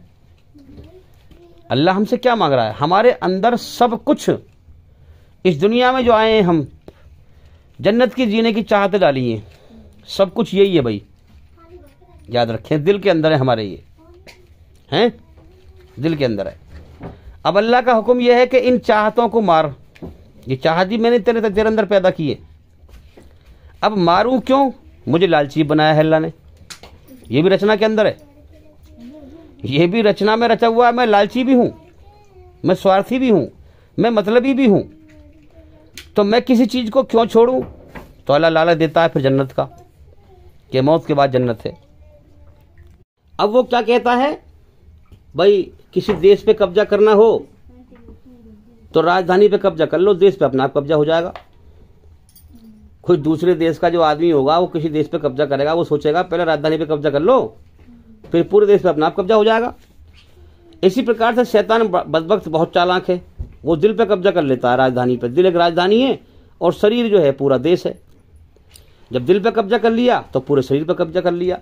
इसीलिए आप देखते हैं कि जो लोग बुरे हैं, जिन पे शैतान सवार रहते हैं, उनके दिल के अंदर गंदगी होती है, उनके शरीर के अंगों से भी फिर बुराई ही छिड़कती है, धरती पर फसाद फैलाते हैं। क्योंकि दिल राजधानी पर शैतान कब्जा कर लेता है तो फिर पूरे हाथ पैर भी उसका कब्जा हो गया। फिर वो बुराई करेगा, फिर वो अल्लाह का इनकार करेगा, रचना के खिलाफ चलेगा, फसाद फैलाएगा। अब यहां अल्लाह का हुक्म भी है कि मेरे बंदे, मैंने तुझे पैदा किया है, तेरा इम्तिहान यह है कि तुझे मैंने अपने लिए बनाया है, लिहाजा अपने दिल पर मेरा कब्जा करवा। अब देखो ना, अल्लाह चाहे 2 मिनट में कब्जा कर ले, हम उसकी मखलूक ना है, कोई चीज़ उसकी ताकत से बाहर है। मगर इम्तिहान लिया है उसने, इम्तिहान अपनी खुशी से, अपनी मर्जी से। मुझे मालिक पहचान, मैं तुझे खिला रहा हूँ, पिला रहा हूँ, तुझ पे एहसान कर रहा हूँ, मुझे अपनी खुशी से, अपनी मर्जी से पहचान, और फिर अपनी खुशी से मेरी इबादत कर, हैं दबाव में आके नहीं। इसीलिए देखो सारे सिद्धांत हैं कुरान के अंदर संसार के सच्चे मालिक के। मगर अल्लाह फरमाता है, क्या तू लोगों को मजबूर करेगा कि मोमिन बन जाए, मेरे हुक्म पे आ जाए? नहीं, इस्लाम में कोई ज़बरदस्ती नहीं है। इसलिए जब इस्लाम कबूल कराते हैं तो पहले पूछते हैं, किसी के दबाव में आके तो नहीं कर रहे भाई, मजबूरी में तो नहीं कर रहे भाई, कोई दबाव तो नहीं है भाई, माली दबाव हैं, पैसे का दबाव, कोई और दबाव, कोई चीज़ और चीज़ हो, हैं? क्यों? क्योंकि अल्लाह ताला ऐसे पसंद नहीं करता। उसने फ्री विल दिया है, वो चाहता है कि तू अपनी मर्जी से, अपनी खुशी से मेरे सामने सरेंडर करके, सब कुछ मेरे ही तो है, तू भी मेरा, सब कुछ मेरा, तेरा इम्तिहान लिया है, तुझे सब कुछ देकर फिर लेकर आज मारा हूं मैं, कि तू अपनी खुशी से मुझे देता है कि नहीं। अपनी खुशी से मेरे सामने सरेंडर कर दे, मनमानी छोड़ के मेरी मर्जी पे चल ले। और तेरा दिल मैंने अपने लिए बनाया है, तेरा दिल राजधानी है, शरीर पूरा जो है देश है। इस दिल पे मेरा कब्जा करा दे, फिर तेरे शरीर पे भी मेरा कब्जा हो जाएगा, तो फिर तू मेरी रचना के आधार पर सच्चाई पे चलेगा, भलाई पे चलेगा। फिर इसी कुरान में कहा कि जो ऐसा करवा देता है तो अल्लाह कहता है मैं उसकी आंख बन जाता हूँ, क्योंकि जैसे मैं चाहता हूँ वैसे देखता है वो। मैं चाहता हूँ बेहयाई ना देख हैं तो वैसे ही देखता है वो, तो मैं उसकी आंख बन जाता हूँ। जैसे मैं चाहता हूँ बुरी बात ना सुन तो वो सुनता नहीं है, मैं उसके कान बन जाता हूँ। जैसे मैं चाहता हूँ अच्छी चीज़ पकड़, बुरी चीज़ ना पकड़, फिर जब वो पकड़ता है तो मैं उसके हाथ बन जाता हूँ। जब वो मेरी मर्जी के हिसाब से चलता है, शरीर के अंगों से काम करता है, तो मैं उसके हाथ बन जाता हूँ, पैर बन जाता हूँ, आँख बन जाता हूँ, कान बन जाता हूँ, जबान बन जाता हूँ। ये अल्लाह ने कहा है कुरान में। तो इसी मकसद के तहत कहा है कि जब हम दुनिया की ये तो हमारा इम्तिहान है कि मेरे बंदे मैंने तुझे अपने लिए बनाया है, सारा जहान तेरे लिए बनाया है, तू बढ़त रहा है मेरे जहान में, मेरी चीज़ें बढ़त रहा है, तू जीवन का समय दिया है मैंने तुझे, तो लिहाजा तेरा दिल जो बनाया है मैंने अपने लिए बनाया है। इस दिल में मेरी मोहब्बत बसा। ये दुनिया सारी धोखा है, देख पहचान कितने लोग बढ़ते हैं रोज़ यहाँ, और कितनों की दुनिया रोज़ छुड़वा देता हूँ मैं। इसलिए कहा तौबतन नसूहा, मुझसे माफ़ी मांग और पलट आ मेरी तरफ, इससे पहले कि मैं तुझे मौत देकर अपनी तरफ लौटाऊं। लोग तेरे अर्थी को, तेरे जनाजे को मेरी तरफ लेके आए हैं कंधों पर, तू अपने पैरों पर चल के आ जा मेरी तरफ, लौटा मेरी तरफ, मुझे राजी कर ले, मुझे मालिक कबूल कर ले, हैं मुझे खालिक कबूल कर ले। मैं मुझसे डर, मेरे सामने आंसू बहा, मुझसे माफ़ी मांग, मुझसे मोहब्बत कर, हैं मुझसे मोहब्बत कर। इससे पहले कि मैं तुझे मौत देकर दुनिया की हर चीज़ जो धोखा है सब ये धोखे वाली दुनिया तुझसे छुड़वा दूं मैं मौत देकर, तू पहले ही छोड़ दे, पहले छोड़ दे। रहे दुनिया में दिल से छोड़ दे इसकी मोहब्बत, हर चीज़ की मोहब्बत पहले छोड़ दे, वरना किस दिन छुड़वा दूंगा। फिर धमकी है अल्लाह की ये।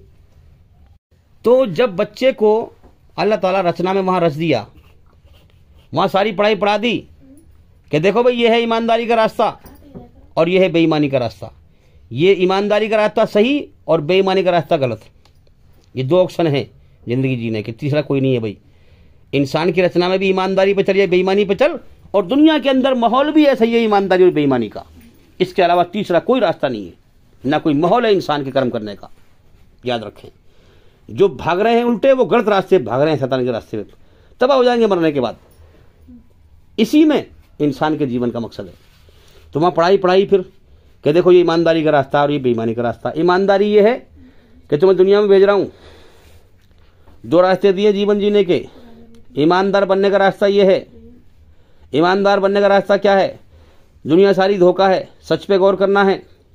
दुनिया में जो है तुम्हें लौट के आना है मेरी तरफ, दुनिया से मेरी तरफ लौट के आना है। मैं ही तुम्हें भेज रहा हूँ जहान में, और मेरी तरफ लौट के आना है।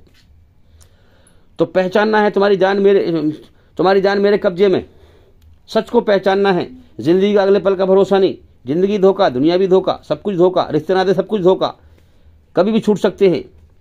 तो ईमानदारी ये है कि दुनिया और दुनिया की चीज़ों को नापसंद करके मुझे पसंद करके मेरी मोहब्बत लेके आना, ये है ईमानदारी।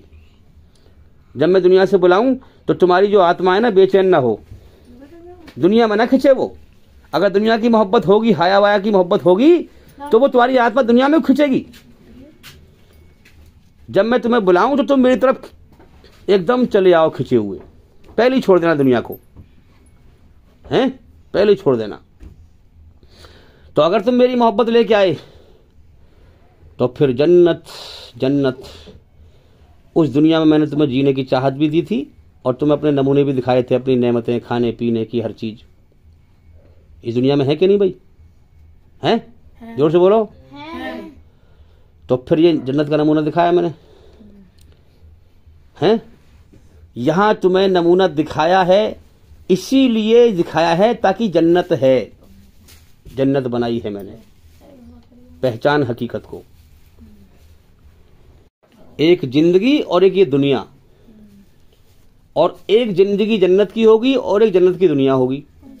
उसका नकली नमूना दिखा दिया हमें दुनिया में ये। अब जो ईमानदारी का रास्ता बता दिया। ईमानदारी का रास्ता क्या? ये ईमान इंसान लेके आता है। अल्लाह की मोहब्बत की चिंगारी सुलगी हुई होती है जब बच्चा पैदा होके आता है।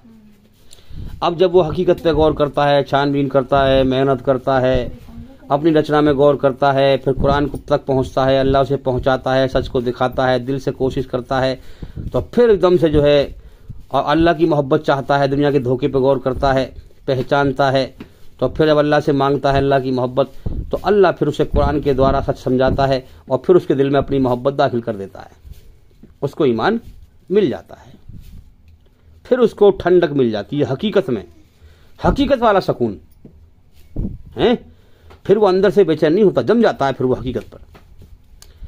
तो ये तो है ईमानदारी का रास्ता भाई। बेईमानी क्या है? मुझे मालिक की मत मानो, इनकार कर दो। रचना में तुम पुकार भी रहे हो मुझे, उठते बैठते चलते फिरते, मगर उससे बेहोश हो जाओ, हैं? जानते हो बेहोशी में, मगर होश में आना नहीं चाहते हैं। बिना मालिक की आजाद समझते रहे, शैतान के रास्ते पे चलते रहे, अल्लाह की कोई परवाह ना करी, किसने पैदा किया, क्यों पैदा किया, हमसे चाहता क्या है, क्या मेरे जीवन का मकसद है। गलत रास्ते पे चलते रहे, बिना मालिक की आजाद समझ के चलते रहे, अल्लाह का इनकार करके मर गए हैं। अब ये बेईमानी का रास्ता है। अब उससे कोई ईमान मिला? उसे क्या ईमान मिला? अल्लाह को मानता था, ईमान उसकी मोहब्बत मिलती। अल्लाह को मालिक मानता था, उसकी मोहब्बत मिलती। अल्लाह को मालिक माने नहीं उसने, तो मोहब्बत कहां से मिलेगी, ईमान कहां से मिलेगा? अल्लाह की मोहब्बत ईमान है ना। अब उसे ईमान कहां से मिलेगा? बेईमान होके मरा। अब जो बेईमान होके मरा वो जहन्नुम की आग में जाएगा, सीधी सी बात है। तो इसीलिए कुरान मजीद में अल्लाह ताला ने अपनी आसमानी सच्ची किताब में दो चीजें रख दी हैं, हड्डी और गूदा। जब हम पाए खाते हैं तो उसमें हड्डी भी होती है, गूदा भी होता है कि नहीं? या मान लो केले और उसका छिलका। अब जो दिल से अल्लाह की खोज करते हैं मेरे भाइयों, पहचान लो अब भी वक्त है, जीवन के समय को बर्बाद ना करो, नरक को मत खरीदो। जो लोग अब शैतानी धर्म में लगे हुए हैं, मैं उनसे कहता हूं, क्यों अपनी जान पर जुल्म कर रहा है? क्यों फिर तू नरक की आग में सजा भुगतेगा? क्यों अपनी जान पर जुल्म कर रहा है? क्यों शैतान के बहकाए में चल रहा है? अरे जिंदगी का भरोसा नहीं, अगले पल का भी, कब खत्म हो जाए जिंदगी।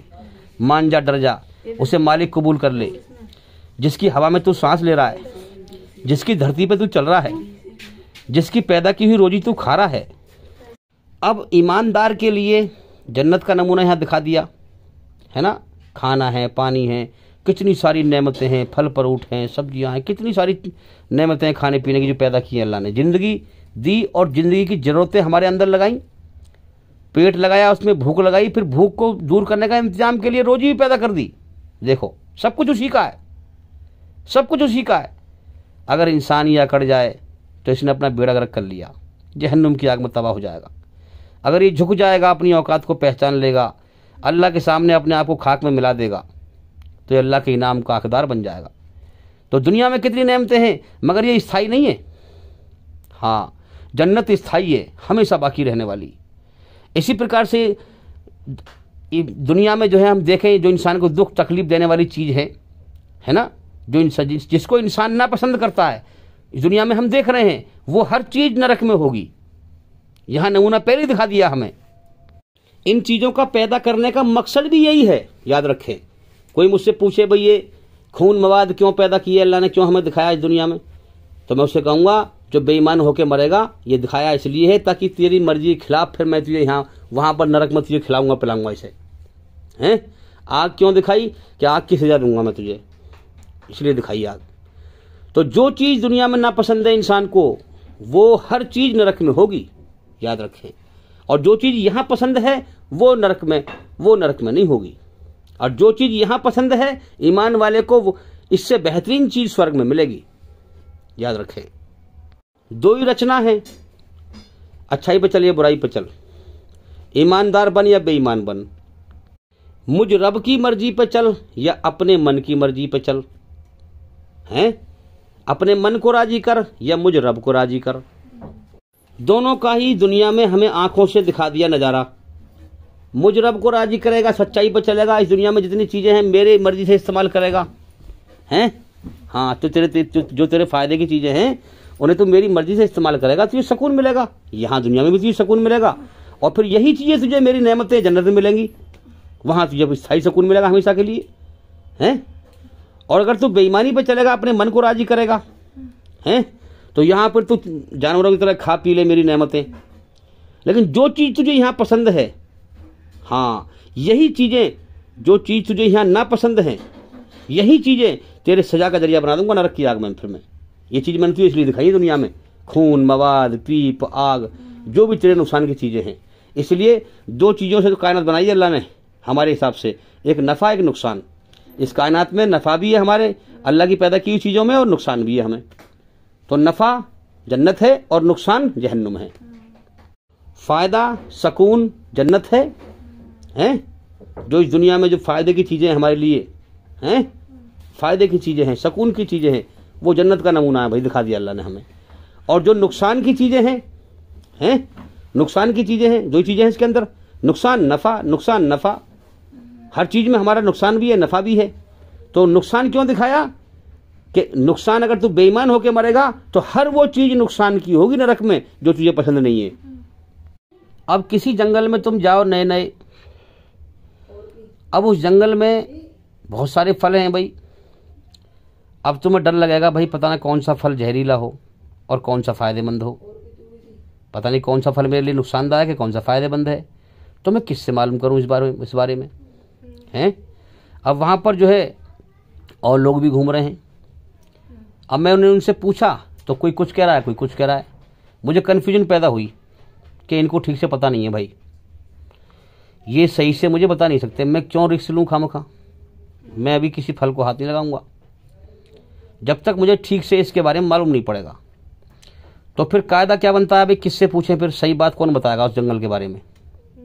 सही बात वो बताएगा जिसका जंगल है कि नहीं, जिसका वो बाग है। इसी प्रकार से ये कायनात का जंगल है, ये कायनात है। इसमें दो प्रकार की चीज़ें हैं, हमारे नफ़े के लिए भी है और नुकसान के लिए भी है, हमारे लिए फ़ायदेमंद भी है और नुकसानदायक भी है ना। तो अब इस कायनात के जंगल में नुकसानदायक क्या है और फ़ायदेमंद क्या है, ये अगर हम दुनिया के लोगों से पूछेंगे ना तो ये हमें ठीक से बता ही नहीं सकते। क्यों? 50-60 साल की ज़िंदगी है इंसान की, आवे मर जामे, आमे चले जामे। पुराने कितने मिट गए, नए कितने आगे दुनिया में, देख लो गौर से।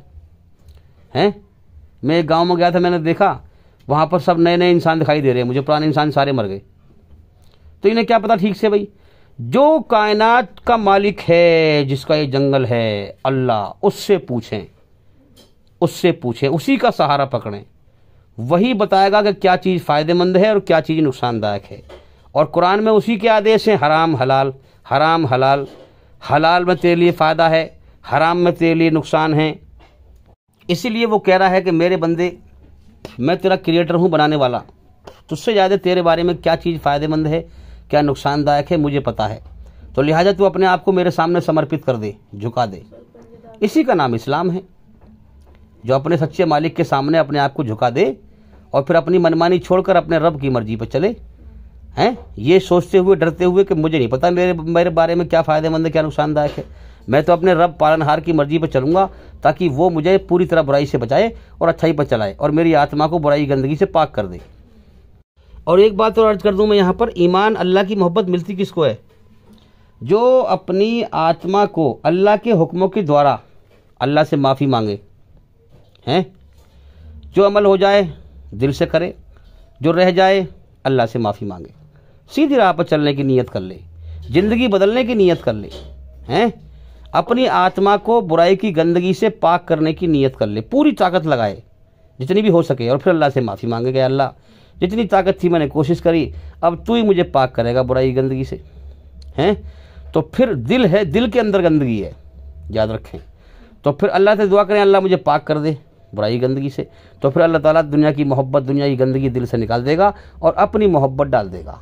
अब इसकी आत्मा को बुराई गंदगी से पाक कर दिया, क्योंकि जो रूह है, जो मेन रूह है, उसका घर दिल है, समझे। अब ये पाक होके जाएगा दुनिया से तो ये जन्नत का हकदार बन जाएगा, अल्लाह की सजा से बच जाएगा। तो ये है कि जो इंसान इस कायनात की और ज़िंदगी की सच्चाई पे गौर करेगा कि ये जीवन धोखा, दुनिया धोखा, या रात दिन लोग मर रहे हैं, अरे क्यों मर रहे हैं, अरे मैं कभी भी मर सकता हूँ, मेरी सांस की जमानत नहीं है, सच के पहलू पे गौर करे रचना के आधार पर और मालिक की खोज करे, ईमान हासिल कर लेगा। और जो दुनिया में धोखे में लगा रहा, जन्नत की इच्छाएं पूरी करने में लगा रहा, अकड़ में लगा रहा, बिना मालिक के आज़ाद समझता रहा, मनमानी करता रहा, बुराई पे चलता रहा, वो जीवन का समय ऐसी बर्बाद कर लेगा, वो बेईमान होकर मर जाएगा, वो जहन्नुम की आग में जाएगा। ये फलसफा है इस कायनात का। अब समझ में आई बात, खुदा की सोच क्या है इस कायनात को बनाने में और चलाने में, हैं, उसकी समझ क्या है। अब जितने भी ये रचना है ना, रचना ये रचना शरीर के अंदर नहीं है, ये रूह के अंदर है, आत्मा के अंदर है। अच्छाई बुराई के एहसास, जो जीवन जीने के तरीके दिए हैं, ईमानदार बनिए बेईमान बन, ये रचना रूह के अंदर रची हुई है। ये वहां से पढ़ाई करके आई थी। समझ में आ रही है बात? और बच्चे के रूप में क्यों पैदा करता है अल्लाह ताला इंसान को, ये भी समझ ले हम। क्योंकि ये रचना बेगुनाह आता है, वहां से रचना रची हुई आती है। अब कर्म करने का यहाँ बच्चे के रूप में इसे मौका मिला। अभी जीवन की शुरुआत कराता है इसकी, फिर इसको जो है धीरे धीरे बड़ा करता है, जवानी की ताकत देता है, अकल की ताकत देता है, समझ की ताकत देता है। फिर इसे 15 साल के बाद इसका इम्तिहान शुरू होता है, इसको शहूर देता है, समझ देता है, अच्छाई बुराई का जो है समझ देता है इसको। 15 साल के बाद इसका इम्तिहान शुरू होता है और फिर इसको जीवन का समझ दिया जाता है। फिर इसको अकल की पुख्तगी सब चीज़ दे करके, घमंड का मादा, झुकने का मादा, अकड़ने का मादा, ये तमाम चीज़ें दी जाती हैं। आंखें दिए देखने के लिए, देख संसार में दुनिया मौत का घर है, यहाँ पर मेरी बात साथ छाई हुई है। कान दिए सुनने के लिए, देख मौत पर लोग रो रहे हैं, तुझे भी मरना है इस तरह से। अकल दी सोचने के लिए कि देख दुनिया में सब बीमार हैं, हॉस्पिटल भरे पड़े हैं, ये दुनिया दिल लगाने की जगह नहीं है। फिर उसके ऊपर खुद मुसीबतों के पहाड़ अल्लाह ताला तोड़ता है।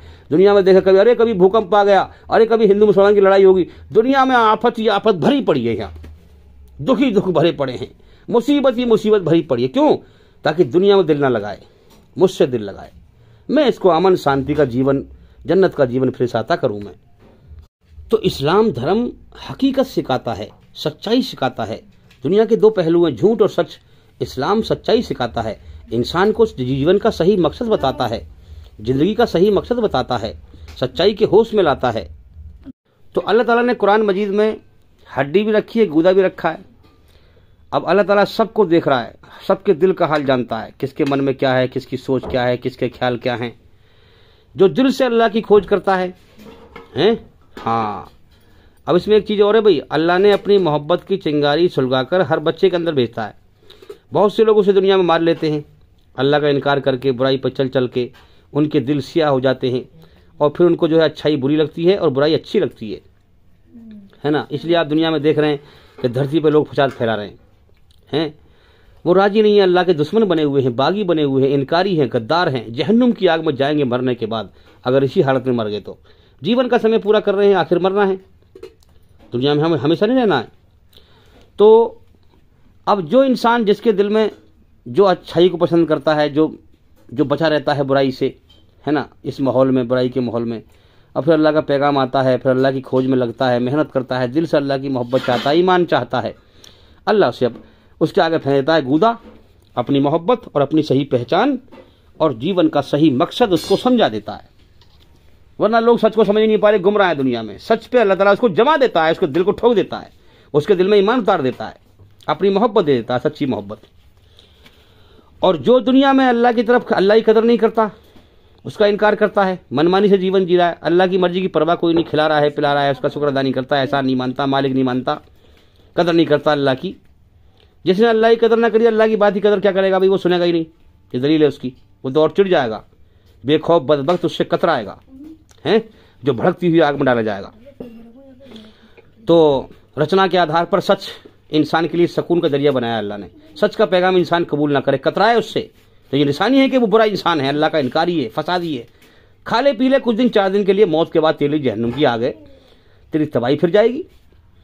तो जो लोग, जो अल्लाह को राजी करना नहीं चाहते, अल्लाह ताला कुरान में से उनके सामने हड्डी फेंक देता है कि लोग को तो तुम हड्डी पे लड़ते रहो। अब वो लड़ रहे हैं हिंदू मुसलमान के नाम पे, देवबंदी बरेलवी के नाम पे, शिया सुन्नी के नाम पे, कुरान की हड्डियों पे लड़ रहे हैं कि कुरान में ये बात ऐसे कही है, कि ये ऐसे कही है, कि ये ऐसे कही है। वो हक बात उन्हें मिल नहीं पाती। उन्होंने कहा जो मेरे बंदे थे, जिन्हें मेरी तलाश थी, उन्होंने मुझे पा लिया, उन्हें मैंने अपनी मोहब्बत दे दी। अब कुत्तों तुम लड़ते रहो हड्डियों पे, तुम जीवन का समय बर्बाद कर लेना और मौत के बाद मेरे गुस्से के हकदार बन जाना और जहन्नुम की आग में दफे हो जाना। तुम अब जो मेरे थे, मैंने उनको अपनी मोहब्बत दे दी, उन्हें मैं जन्नत में दाखिल करूंगा, उन्हें अमन शांति की जगह दूंगा, अपना इनाम दूंगा उन्हें मैं।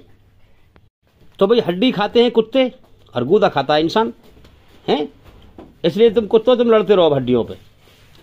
तो मेरे भाइयों, ये असल फलसफा है, यही सच्चा धर्म है, पहचानो पहचानो। तो जिस प्रकार आलम अरवा में कोई किसी का बाप नहीं, बेटा नहीं, कोई रिश्ता नहीं, नाता नहीं, वहां से इंसान दुनिया में बिना रिश्ते नाते के आता है और दुनिया में आके रिश्ते नाते में जुड़ जाता है। तो याद रखें, जब तक मिट्टी का शरीर है, इस दुनिया में रिश्ते नातों में घिरे हुए हैं हम। मेरी रूह, मेरी आत्मा इन आँखों के द्वारा संसार को देखती है, कानों के द्वारा संसार की आवाज़ सुनती है। आंखें दी है सच को देखने के लिए, कान दिए सच को समझने के लिए। मेरी आत्मा जवान के द्वारा बोलती है, हाथ के द्वारा पकड़ती है। रचना में रच कर भेजा, सच को पहचानना, झूठ को भी पहचानना। हाँ, और मेरी आत्मा मेरे शरीर के अंगों द्वारा दुनिया में पहचानी जाती है। हाँ, जब शरीर से आत्मा निकल जाती है तो क्या कहते हैं लोग? मैयत है भाई, मट्टी को जल्दी दफनाओ। फिर लोग उसका नाम नहीं लेते।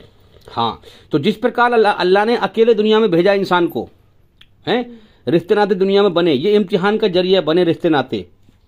जो भी चीज़ इंसान ने यहाँ दुनिया में इस्तेमाल करी है, इम्तिहान का जरिया बनी उसका। और फिर जब यहाँ से लौट के जाएगा तो सब कुछ छोड़ के जाता है कि नहीं?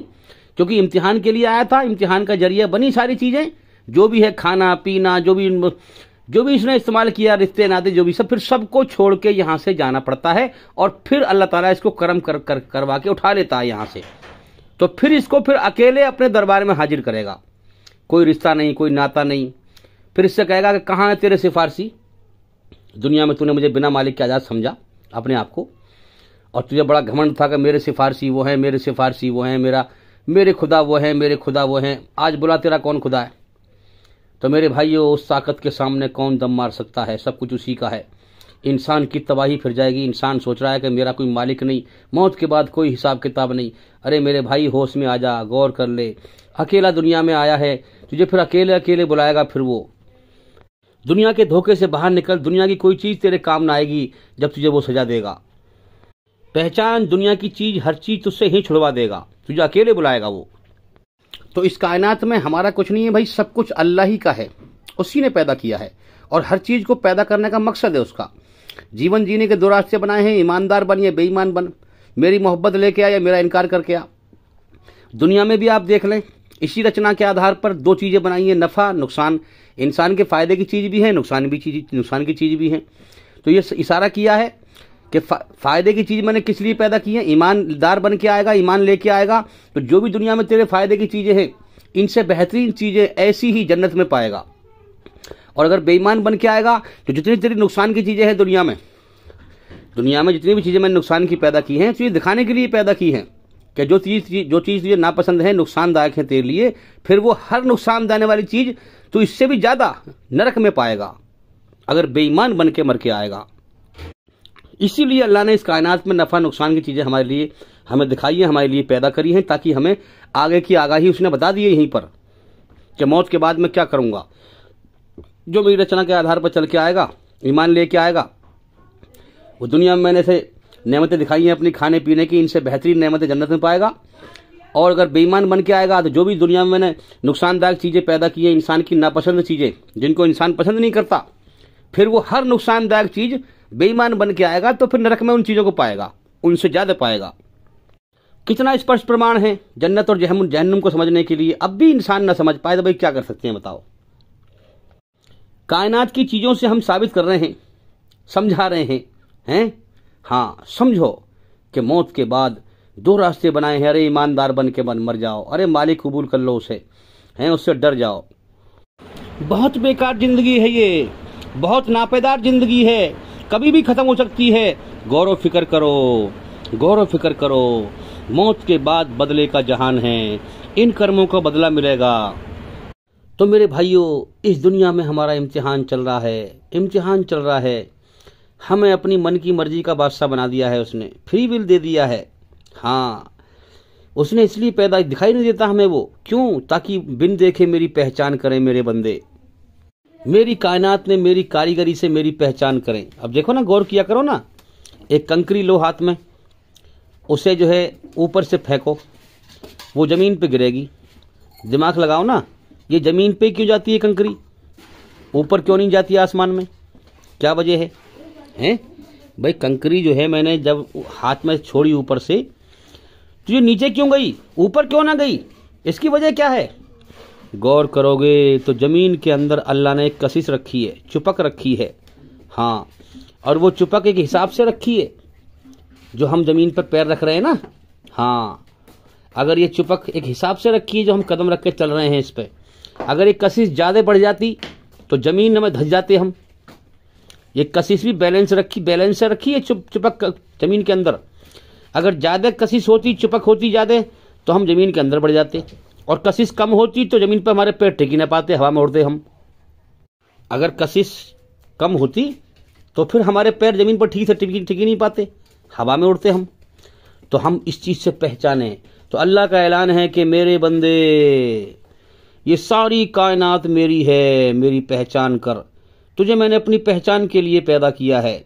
ये सारी कायनात मेरी है।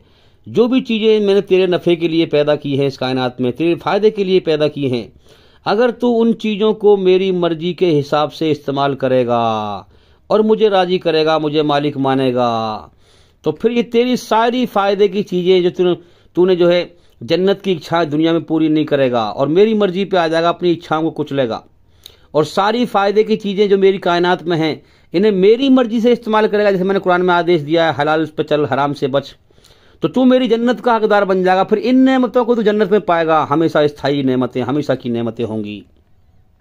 और तूने अगर मेरी मर्जी को, मेरी पसंद को पसंद ना किया, मेरी मर्जी से तूने मेरी कायनात की चीज़ें इस्तेमाल ना की हैं, तेरा दुनिया में भी नुकसान है। देख, तू बुराई पर चलेगा, तेरा ही नुकसान होगा, तुझे बेचैनी से भर दूंगा हैं। हाँ, मैंने मिर्च बनाई है खाने के लिए, तो आंखों में गिरेगा, तेरा ही नुकसान होगा। मेरी कुदरत का तू उल्टा करेगा, तेरा ही नुकसान होगा। यहां तुझे मैंने पहले दिखा दिया, यहां भी नुकसान और मौत के बाद भी नुकसान। जो चीज मैंने, जिस चीज से रचना रची है, जो मेरी कारीगरी है, तो मेरी कारीगरी का उल्टा करेगा हैं। हाँ, मेरी रचना का उल्टा करेगा तो तेरा ही नुकसान होगा। यहां नुकसान तुझे मैंने पहले दिखाया, फिर यहां दिखा करके तुझे आगे को समझाया कि आगे भी इसका अंजाम नुकसान ही है मौत के बाद। तो मेरे भाइयों, रचना आत्मा के अंदर होती है, शरीर के अंदर नहीं होती। इसलिए हम देखते हैं कि जब आत्मा शरीर से निकल जाती है तो शरीर का ढांचा रह जाता है पड़ा हुआ। अब उससे कहो भी कर्म कर, तो वो कर्म कहाँ से करे? जिसके अंदर रचना रची हुई थी आत्मा के अंदर, वो आत्मा निकल गई शरीर से, जो कर्म करती थी। तो अल्लाह ताला ने ये आत्मा को शरीर का खोल पिना करके इस दुनिया में जीवन की शुरुआत कराई है, ताकि कर्म कराए और इम्तिहान ले। और आत्मा के अंदर ही रचना रच के भेजा है। शरीर तो आत्मा के कर्म करने का जरिया है, याद रखें। तो अल्लाह ताला क्या करता है कि इस दुनिया में ही जो है इंसान जो है कर्म करता है, दुनिया बटोरता है, जुल्म जास्ती करता है, हराम की दौलत कमाता है, कत्लो गारत फैलाता है, जीवन का समय जब पूरा करता है तो यहाँ की जो चीज़ें हैं, इंसान शरीर की ज़रूरतें पूरी करता है। और रूह की, शरीर की ग़िज़ा क्या है? खाना पानी, अच्छा जो है कोठी, बिल्डिंग, बंगला, अच्छा बिस्तर है, इन्हीं की ज़रूरतों में लगा रहता है। और आत्मा की ग़िज़ा क्या है? अल्लाह की याद, अल्लाह का जिक्र। अल्लाह हमारी रूह का सुकून है, अल्लाह हमारी आत्मा का चैन है, शांति है, सुकून है। तो इंसान अपनी आत्मा का सुकून ही ढूंढता, कुत्ते की तरह दुनिया में भटकता रहता है। जमीन में कुत्ता सूंघता हुआ चलता है ना, जगह जगह जब कुत्ता चलेगा तो सूंघता हुआ चलेगा जमीन में। तो ये भी अपना जो है शरीर की ख्वाहिशें कुत्तों की तरह इस दुनिया में पूरी करने में लगा रहता है। और जो आत्मा की ग़िज़ा है, अल्लाह की याद, अल्लाह का जिक्र, उस पर गौर नहीं करता।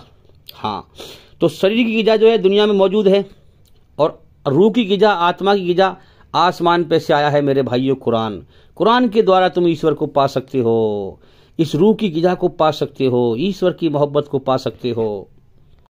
तो मेरे भाइयों, हमारा असल घर जन्नत है, मौत के बाद की ज़िंदगी है। असल घर दुनिया नहीं है।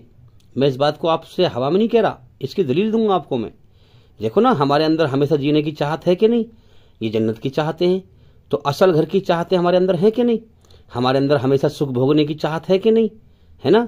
यहाँ हमेशा की सुख नहीं है दुनिया में, यहाँ हमें मरना है। तो ये जन्नत की चाहते हैं हमारे अंदर। तो हमारा असल घर हकीकत में जन्नत है। हाँ, जिसकी चाहतें अल्लाह ने हमारे अंदर रखी है, इन चाहतों को यहाँ पूरी ना करो। अब देखो ना, हम बुढ़ापे को पसंद नहीं करते, मौत को पसंद नहीं करते, दुखों को पसंद नहीं करते। ये जन्नत की चाहते हैं। हर चीज को अल्लाह ने पैदा किया है हमारे अंदर। ये सब चीजें इसी, हमें यही रास्ता बता रही है सारी चीजें। हम गौर करें इन चीजों में। हर चीज का एक पैदा करने का मकसद है अल्लाह का, हर चीज में रचना है और उसका एक मकसद है। तो ये जो मकसद है, हमारे अंदर ये चाहत रखी है कि हम मरे ना, हम हमेशा जवान रहें, दुख ना आए, तकलीफ न। ये जन्नत की इच्छाएं हमारे अंदर। हमारा असल घर जन्नत है। ये दिखाया है अल्लाह ने हमारे अंदर जन्नत की चाहतें रखकर, और इस दुनिया को बनाया है मौत का घर। यहाँ जिंदगी ऐसी दे दी है जिसके खत्म होने का अगले पल का भरोसा नहीं है। इसीलिए इस दुनिया को अल्लाह ताला कुरान में इम्तिहान का जहान कहता है कि तुम्हें कर्म करने के लिए भेजा गया है, तुम्हारा इम्तिहान लिया जा रहा है। अब मेरे भाइयों, कितने इस इम्तिहान में फेल होते हैं। हाँ, कितने फेल होते हैं। कर्म करने के लिए जो है रूह को शरीर का खोल पहनाकर इस दुनिया में छोड़ दिया गया। रूह की अपनी अलग ग़िज़ा है, अल्लाह की याद, अल्लाह की मोहब्बत, अल्लाह का जिक्र, उसकी अलग खुराक है। और शरीर की अलग खुराक है, जो दुनिया में खाना, पानी, आराम, ये चीज़ें। इंसान जो है शरीर की ख्वाहिशें ही पूरी करने में, जन्नत की इच्छाएं इस दुनिया में पूरी करने में जो है मर जाता है, जीवन का मकसद नहीं समझ पाता है। और मेरे भाइयों, जो लोग गौर करते हैं वो जो है रूह की ग़िज़ा, अल्लाह की याद, जीवन के सही मकसद को पहुंच जाते हैं, अल्लाह की मोहब्बत हासिल कर लेते हैं। वो शरीर की ग़िज़ा के पीछे नहीं लगते, अपनी ख्वाहिशों को मारते हैं और अल्लाह की मोहब्बत हासिल करते हैं। शरीर की ग़िज़ा उनके लिए कोई अहमियत नहीं होती। दुनिया उनके लिए कैद खाना बन जाती है, दुनिया का धोखा हट जाता है, दुनिया की हकीकत दिख जाती है, दुनिया मौत का घर है। और दुनिया में जो है अल्लाह की बादशाहत छाई हुई है, डर और गम की बादशाहत छाई हुई है। वो समझ जाते हैं, दुनिया का धोखा हट जाता है और फिर अल्लाह की मोहब्बत उन्हें मिल जाती है। दुनिया में उनका दिल नहीं लगता, फिर दुनिया उनके लिए कैद खाना बन जाती है। उनको फिर मौत महबूब होती है, क्योंकि मौत तो जो है अल्लाह से मिलाने का जरिया है, अल्लाह से मिलाने का और फिर जन्नत में जाने का, अल्लाह की रहमत जन्नत में जाने का जरिया है। तो जिसने हकीकत में अल्लाह की मोहब्बत पाली हो, वो दुनिया में क्या उसका दिल लगेगा मेरे भाइयों, उस दुनिया उसके लिए कैद खाना बन जाती है। तो मेरे भाइयों गौर करें, शिर्क से बचें। आप कुरान मजीद की सबसे पहली सूरह पढ़ें, अल्हम्दुलिल्लाहि रब्बिल आलमीन।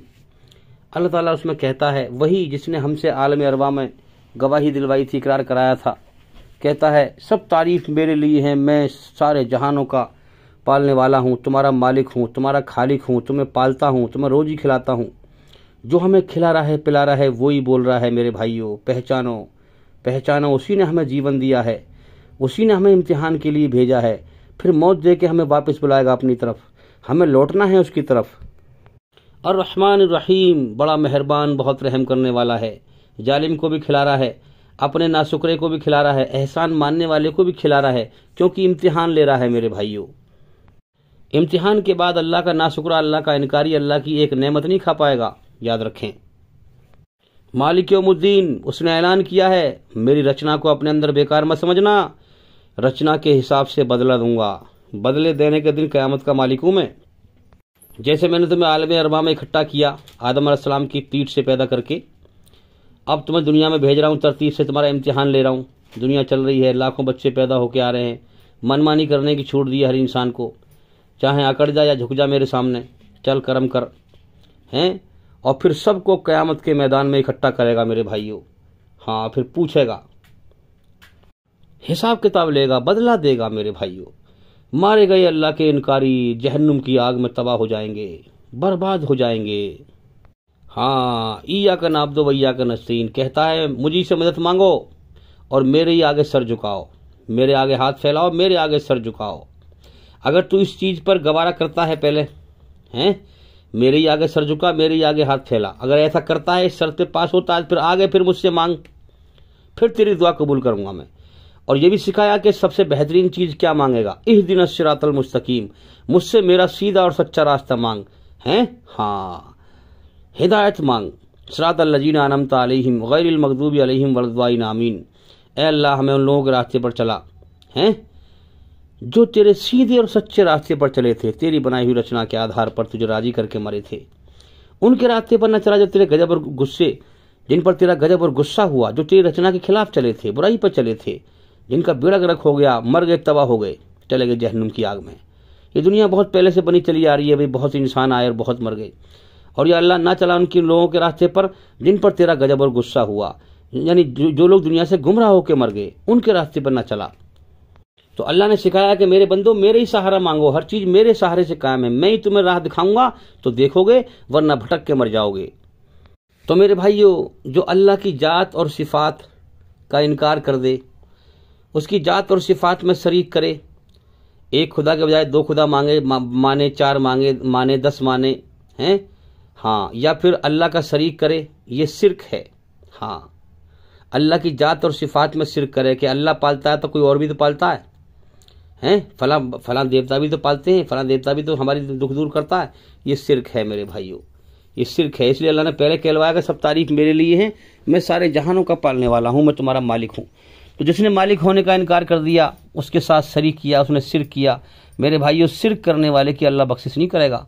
अल्लाह चाहे तो हर गुनाह को माफ़ कर सकता है, लेकिन शिर्क को माफ़ नहीं करेगा।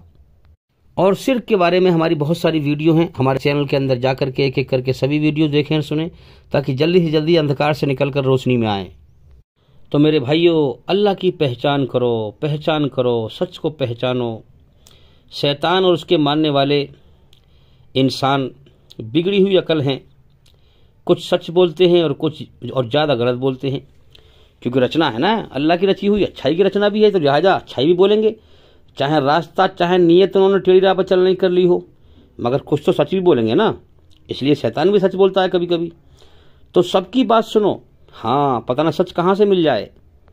तो ये मत सोचो कि हम इन शैतानों की बात क्यों सुने, नहीं, उनके अंदर भी रचना है ईश्वर की रची हुई। चाहे भले ही उन्होंने अपनी नीयत टेढ़ी राह पर चलने की कर ली हो, मगर अच्छाई की रचना भी है, कुछ सच भी बोलेंगे वो, तो क्या पता क्या सच मिल जाए। इसलिए सबकी बात सुनो। मोहम्मद सल्लल्लाहु अलैहि वसल्लम ने फरमाया कि शैतान से भी तुम्हें सच मिल सकता है, शैतानों की बात भी सुनो, क्या पता कौन सी अच्छी बात तुम्हें मिल जाए। सच और अच्छाई अल्लाह से जोड़ती है। तो मेरे भाइयों, अल्लाह ने दुनिया बनाई ही इसलिए है कि वही इस कायनात को बनाने में, हाँ, एक एक कण अल्लाह के सिवा इस कायनात का किसी ने नहीं बनाया, और एक कण भी इस कायनात का अल्लाह के सिवा कोई नहीं चला रहा। बस इसी पहचान के लिए इंसान को पैदा किया कि पहचान मैंने ही बनाया है सब कुछ, और मैं ही चला रहा हूं, मेरे सिवा किसी ने ना कुछ बनाया है और ना कोई चला रहा है। इसी पहचान के लिए इंसान को पैदा किया है। अल्लाह ने दुनिया बनाई ही इसलिए है कि जो है इंसान मुझे पहचाने, मुझे पहचान कर मुझे एक की ही इबादत करे, मेरा एहसान माने, मुझसे मोहब्बत करे, और मोहब्बत में जो है अपनी खुशी से मेरी इबादत करे, हैं, हाँ, मेरी इबादत की जाए, मेरे ही सामने हाथ फैलाए जाएं, क्योंकि इंसान को सब कुछ, हर चीज को मैं ही दे रहा हूं, हैं, हाँ, मेरे साथ किसी को शरीक ना किया जाए। तो मेरे भाइयों, इसी मकसद के लिए दुनिया बनाई है कि मेरी पहचान करके मेरे ही सामने हाथ फैलाए, क्योंकि मैं ही खिला रहा हूं, मैं ही पिला रहा हूं, मैं ही चला रहा हूं हर चीज को, और मेरे ही सामने सर झुकाए, मेरी पहचान करे। अब जिसने नहीं पहचाना अल्लाह को, वो शिर्क करेगा, जाहिर सी बात है। अल्लाह को मालिक नहीं समझेगा, शिर्क करेगा। अल्लाह को अल्लाह पालने वाला कैसे है, उसने कैसे कायनात बनाई है, हर चीज वो पहचानेगा नहीं अल्लाह को ठीक से, तो वो शिर्क करेगा। जब वो शिर्क करेगा तो जिस मकसद के लिए अल्लाह ने पैदा किया कि मेरे सामने हाथ फैलाना और मुझसे जो है मेरे आगे सर झुकाना, इस मकसद को ही उसने मार दिया। जिस मकसद के लिए पैदा किया था उस मकसद को उसने अपने अंदर मार दिया। जब मकसद मार दिया, जिंदगी देने का मकसद ही खत्म कर दिया उसने, तो मेरे भाइयों, इस गुनाह को अल्लाह माफ नहीं करेगा और जहन्नुम की आग में हमेशा के लिए डाल देगा। इसलिए कुरान मजीद में हर नमाज में ये कहलवाता है क्या, इय्याका नअब्दु व इय्याका नस्तईन, मेरे ही सामने सर झुकाओ, मेरे ही आगे हाथ फैलाओ, मेरे ही सामने सर झुकाओ, मेरे ही आगे हाथ फैलाओ। मैंने ही सबको पैदा किया, मैं ही सबको खिला रहा हूं, पिला रहा हूं। मेरे भाइयों, हर नमाज में अल्लाह ये कहलवाता है। मगर मुसलमान इतने अंधे हैं, बिना समझे नमाज पढ़ते हैं, उन्हें पता ही नहीं है हम क्या कर रहे हैं। मस्जिद में कैद कह के आते हैं कुछ और दुनिया में आगे कुछ और करते हैं हम। कितने मुसलमान इस शिर्क में मुलव्विस हैं मेरे भाइयों, गौर नहीं करते, कुरान को समझ के नहीं पढ़ते, अल्लाह की मर्जी को कुरान में नहीं समझते। तो मेरे भाइयों, जल्दी गौर करो, इम्तिहान चल रहा है, जीवन का समय खत्म होने की तरफ जा रहा है, एक एक सांस हमारी घटती जा रही है, जो दुनिया में आने का समय है वो पूरा होता जा रहा है। इस दुनिया को छोड़ के हमेशा के लिए हमें जाना है, मालिक की तरफ जाना है, वो हमारे कर्मों का बदला देगा। अरे ईमान लेके मरो ताकि इस दुनिया के बदले में जन्नत को हासिल करो, वहाँ मजे का जीवन हासिल करो। जिसकी तुम्हारे अंदर इच्छाएं हैं, तुम मरना नहीं चाहते, वहाँ कभी मौत नहीं आएगी।